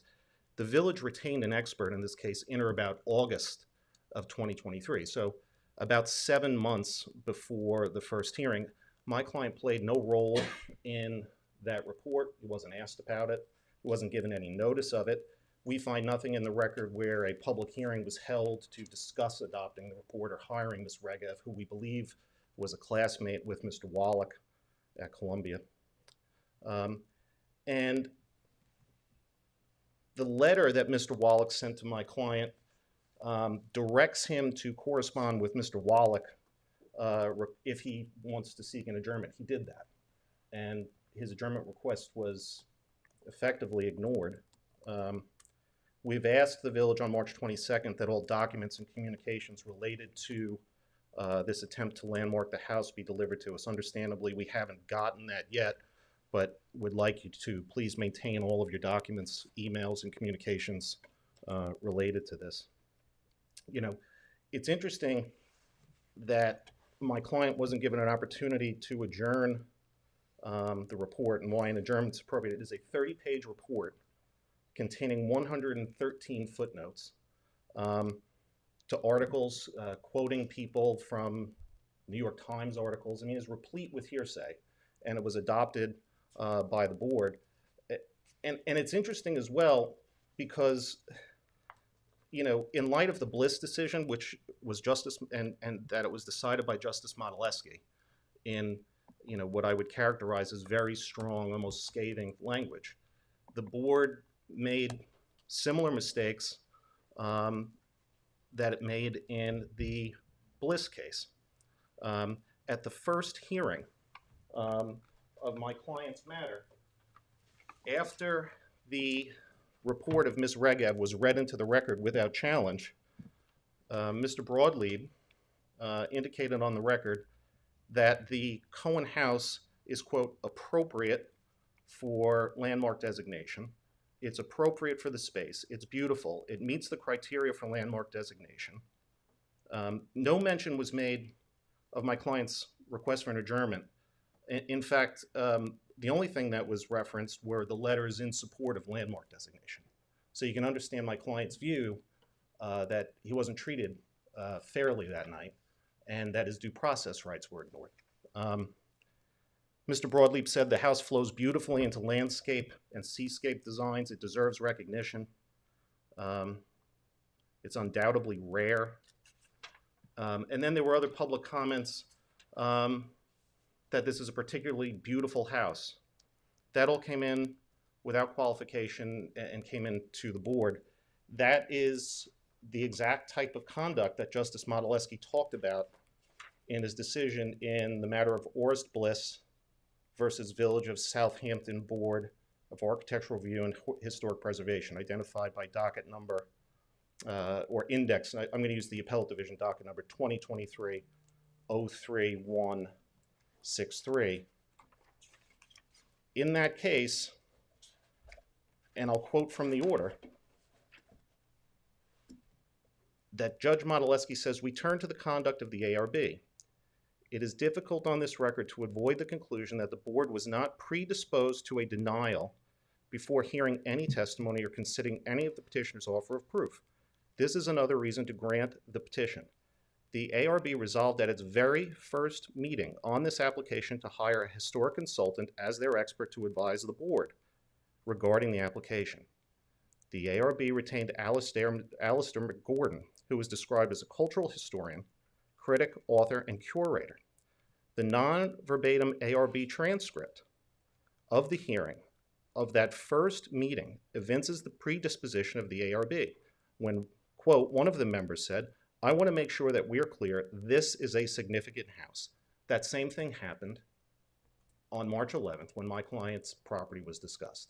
One of the members of the board declared, having heard no testimony from my client, or no challenging information from any expert he hired that his house should be landmarked under the extraordinary provision of 65E2. It's notable too, and the final thing I'll say before I turn over the podium to Mr. Walsh, is that throughout Ms. Regev's report, on every single page she cites herself as a preservationist. On every single page. The board is obligated to hire impartial experts. And just like it did with Alastair Gordon, Judge Modeleski said, the conclusion by the ARB that Gordon is entirely impartial is belied not only by the tone, tenor, and content of his report to the ARB, but also because of the mantle he assumed in the community as an interested party wholly opposed to the petitioner's application while this matter was pending before the ARB. Employing Mr. Gordon to supply a report, excuse me, I'll go back up. He says that the ARB decided this application well before Mr. Bliss had attended the first of 5 hearings on his application, and to that end, employing Mr. Gordon to supply a report intended to justify their decision.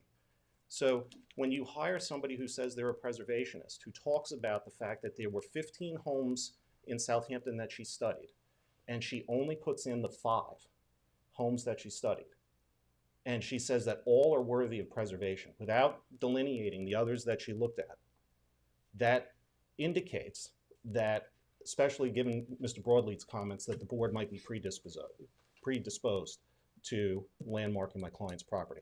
I'm going to ask tonight for April 8th for control purposes to stay on the calendar with Mr. Bennett. I don't know if I'm going to be ready on April 8th because I'm going to want to see the documents and the communications the members of the village have had on this, and we need to retain an expert. Mr. Bennett's had the Bliss matter going since 2021. He's got an expert. I don't think Mr. Walsh and I have an expert who's prepared to challenge Ms. Regev's recommendations. Thank Okay. you. So motion to accept the applicant's request for an adjournment to April the 8th. Is there a second? Second. All in favor? Aye. Okay. So that brings up next on the list. Next on the list is 1880 Meadow Lane.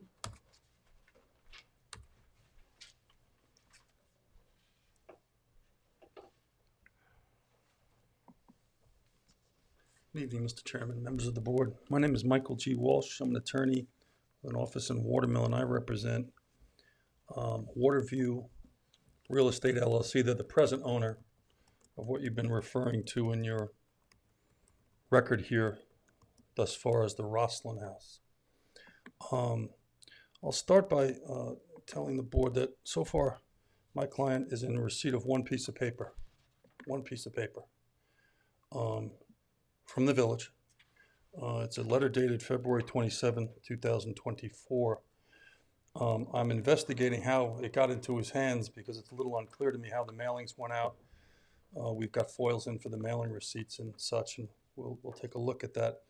But we know that at your first hearing on March 11, I think one of the 5 owners showed up. I think it was Mr. Bliss's attorney, John Bennett, who I can see here is quite often is very aware of what's going on in the village hall. That would lead me to believe that we have a notice problem here. We'll explore that. We'll report back to your board. We'll communicate our concerns, and maybe that can be resolved at the next hearing. I'm going to read the first paragraph of this letter because I think it's very, very important into the record. This is a letter dated February 27 from Alex J. Wallach. He's your village planner. Dear homeowner, I hope this letter finds you well. I'm writing to let you know that the Southampton Village Board of Architectural Review and Historic Preservation has identified your home at 1880 Meadow Lane, also known as the Roslin House, as a potential example of exceptional modernist architecture. Your home's noteworthy design was documented as part of a survey commissioned by the BARHP of the most significant modernist homes within the village. So if we stop there and we come to the village hall and we look at your record, the first thing I would be looking for is this survey that was commissioned by your board. What we found when we went into the QR code was the report dated January 19th of Kate Regev, We didn't find a survey. We didn't find any memorandum, any work session minutes, any communications, any correspondence preceding the date of the Reg Ev report. Nothing in the record.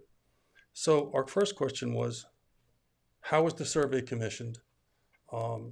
Typically there would be, we'll refer to it as a bill jacket or a memorandum or a staff report that initiates these type of actions by a board such as yours, sitting and acting on a proposed landmark initiative. I don't know if your board has ever been through this before. Have you ever designated a landmark? It's a very, very, very heavy burden that you have to show, number one. Number two, it can also be extremely punitive to the landowner that's burdened by a landmark designation for obvious reasons. Once you're landmarked, under these regulations, you can't remove a doorknob from the house. You can't change a shingle. You can't change a pane of glass or a roof shingle. Very, very, very burdensome to the landowner. It's probably one of the most burdensome acts that can be visited upon a property owner by a municipality, short of a change of zone that eliminates your right to use the property and sterilizes it. Very, very burdensome to the property owner. So when we talk about landmark designations, and we talk about surveys, and we talk about commissioning of a survey by your board, what we're looking for is the documentation that preceded the Reg Ev report. What we then did is we went into the minutes, and we worked backwards from the March 11 video, and we found that back on August 28th of last year, this matter apparently appeared on a work session at the end of the agenda. One of the members expressed surprise, apparently, that it was on the agenda. And you spent about 5 minutes discussing a proposal that had been proffered to your board through Alex Wallach, I believe, by Kate Regev. Couldn't find a copy of that proposal in the file. We've asked for it. I assume it'll be forthcoming. It was approved out of your budget. The next document that we see after August 28th was, and we assume there's an August, by the way, it's dated August 21, the proposal. It's not in the file. We'd like to see it. We've asked for it. The next document we see is the actual report itself. It's dated January 19th of this year. February 12, you have another work session. You adopt that report. You vote on it, resolve to adopt the report, and then you send the February 27 letter out subsequent to the adoption of the report on February 12th. And you tell my client that you've commissioned a study, that you're considering landmarking his property apparently, because it's an exceptional example of modernist architecture. But you've already adopted the report. We go to the record, we look at the report, we don't find a survey, we don't find a commission of a survey, we don't find a study at all. What we find is a document that is the conclusions of what would have been a study if we can find it.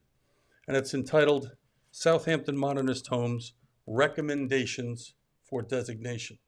Recommendations. You adopt those recommendations, and then you send us the notice that you're going to consider landmarking the 5 properties. So what we're looking for, A, is the study to the extent that it exists. As you know, you have an historic district in this village. My client's property is not within that historic district.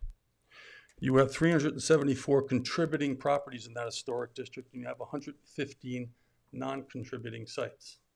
That's out of the records that are cited in Ms. Regev's report. Yet we have no analysis of the historic district.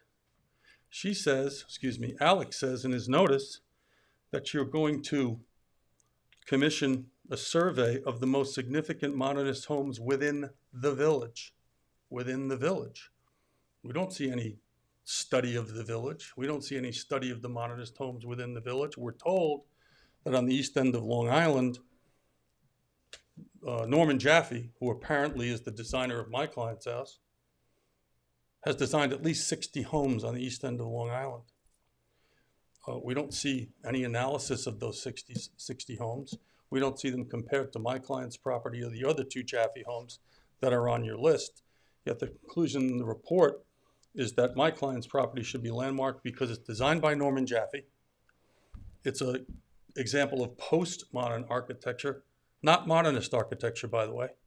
All of a sudden, postmodernism is added to the mix, and we'll get into that in the next hearing, what the difference is. There is a huge difference between those 2 schools of architecture. So the record shows us that this was an initiative based on modern architecture. All of your record documents say that. Yet my client, the basis for landmarking his property is it's a postmodern house. It was designed by Norman Jaffe, and somehow it's of exceptional importance. There is a body of guidance that we have as to what constitutes exceptional importance in this context. Things like how many times has the site or the house been the subject of literary publications, articles, studies, theses, newspaper articles, chapters in architectural books, articles in architectural magazines. Not going to find any on my client's house. And you can look all you want, you're not going to find it. She gave it I don't know who gave it a nickname, but someone calls this the Rosslyn House, known as the Rosslyn House. It's not known as the Rosslyn House. Where does that term come from? By the way, Google it. You'll find a lot of Roslin houses, but they're in the UK, Ireland, other places. This house is not known as the Rosslyn House. That may be the name on the initial draft of the plans in Norman Jaffe's office, to the extent that the archives still exist at Columbia University. I understand they do. So the house is given a label. It's postmodern architecture. It was designed by Norman Jaffe. There's no study, yet it's going to be designated a landmark. Very, very heavy burden you have to carry.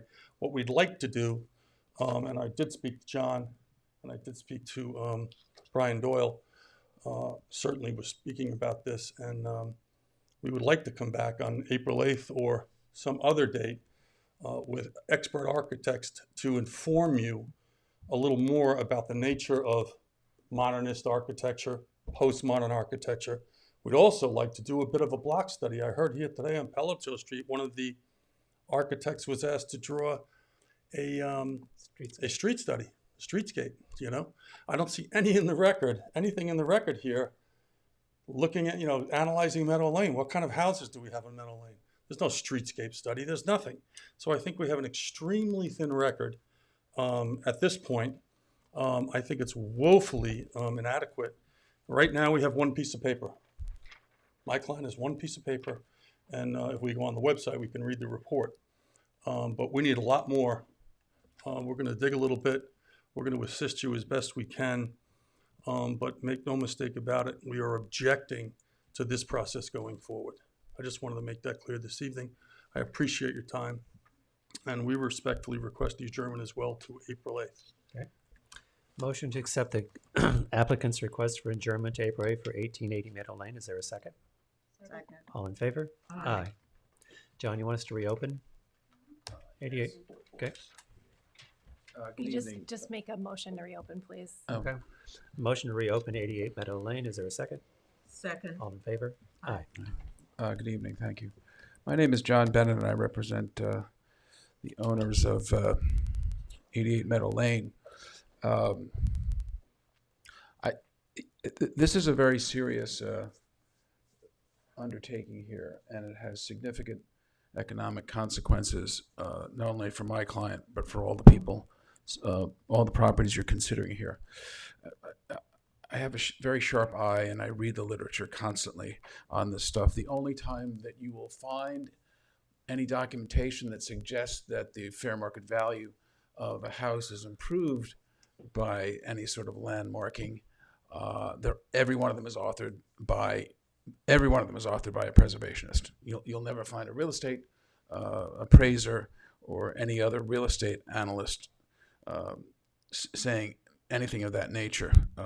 the proof is the fact that we're here objecting to it because all of our collective experience and the experience of the people in the real estate industry that we work with demonstrates unequivocally that it significantly depreciates the value of a piece of property. I find a total lack of due process, fairness, transparency, seriousness, just the right approach at all going on in all of these hearings. If you look at the Interior Secretary's guidelines, they talk about outreach to the property owner. You haven't done that. You're trying to present a fait accompli. None of this has been done in this application. Social media posts demonstrated an awareness of this March 11th date before we even had an indication that these thin letters were going out with these laudatory, almost a congratulatory letter, which doesn't say anything about all the other stuff that goes on. How about we're going to try to landmark your house. We know you're going to devalue it, but we're damn sure we're going to try to do that. I mean, that's what the real notice should have said. That's not any sort of outreach to the property owner. So you totally ignored the Interior Secretary's guidelines, which you guys try to get away from. But that's the meat that went into the grinder to make this historic district. It's all related to the Interior Secretary's guidelines. So I don't understand why you're just ignoring that.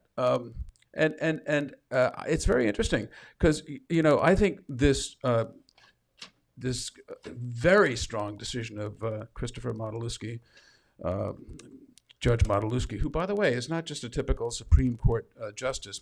Justice Modilewski has a very storied, he knows land use law. He was the chairman of the Zoning Board of Appeals of the town of Huntington for many years and a very accomplished land use practitioner. So he knows about he knows what he's talking about. And if you read his decision, I have to urge you, I find it very hard to understand how anybody reading this decision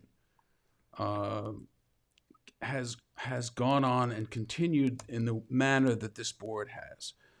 It was appalling for me, and I know I hate it. I think there are certain things that should be banned from this room.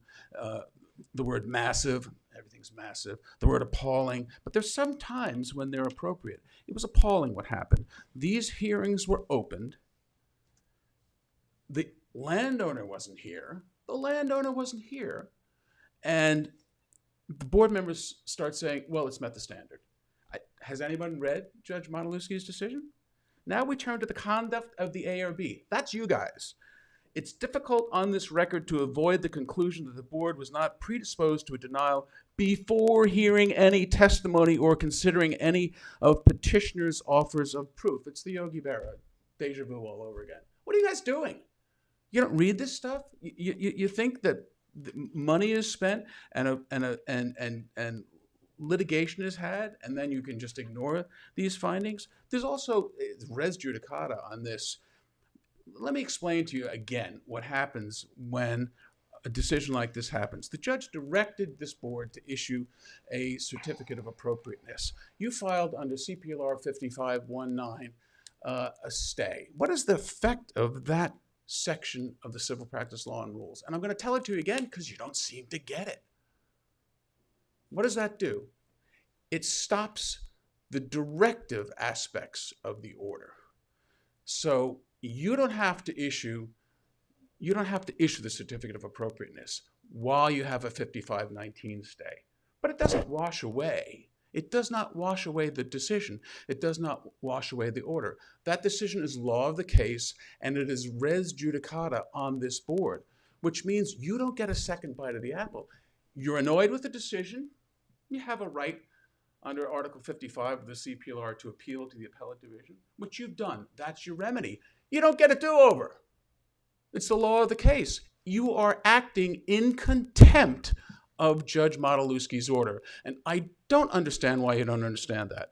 But that's res judicata as it relates to my client's case. But as it relates to these other applications, there's another issue preclusion concept in the law. One is res judicata. That's same parties, same facts.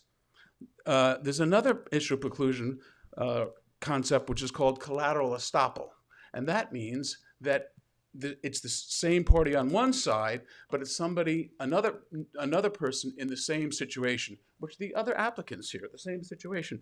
And so I think this entire process is barred at this point by collateral estoppel. Let me explain to you why. Look at Judge Modilewski's order, again, which is in effect, other than the directory provisions of the order are stayed. The objections of preservation within the Southampton Village Historic District, where the Bliss Loam lies, are delineated in a highly detailed inventory form of the New York State Parks and Recreation Division for Historic Preservation, date stamp 1986. Subjects include, quote, largely intact settlement period dwellings dating from the last half of the 17th century up to the first half of the 19th century.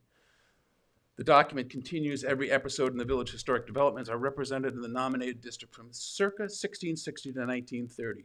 The ARB's denial of the petitioner's application, that's Bliss, includes not a single syllable to explain how, with these predicates in mind, a reasoned case could be made to preserve a radical-looking modern structure erected decades following the capture period from the historic district.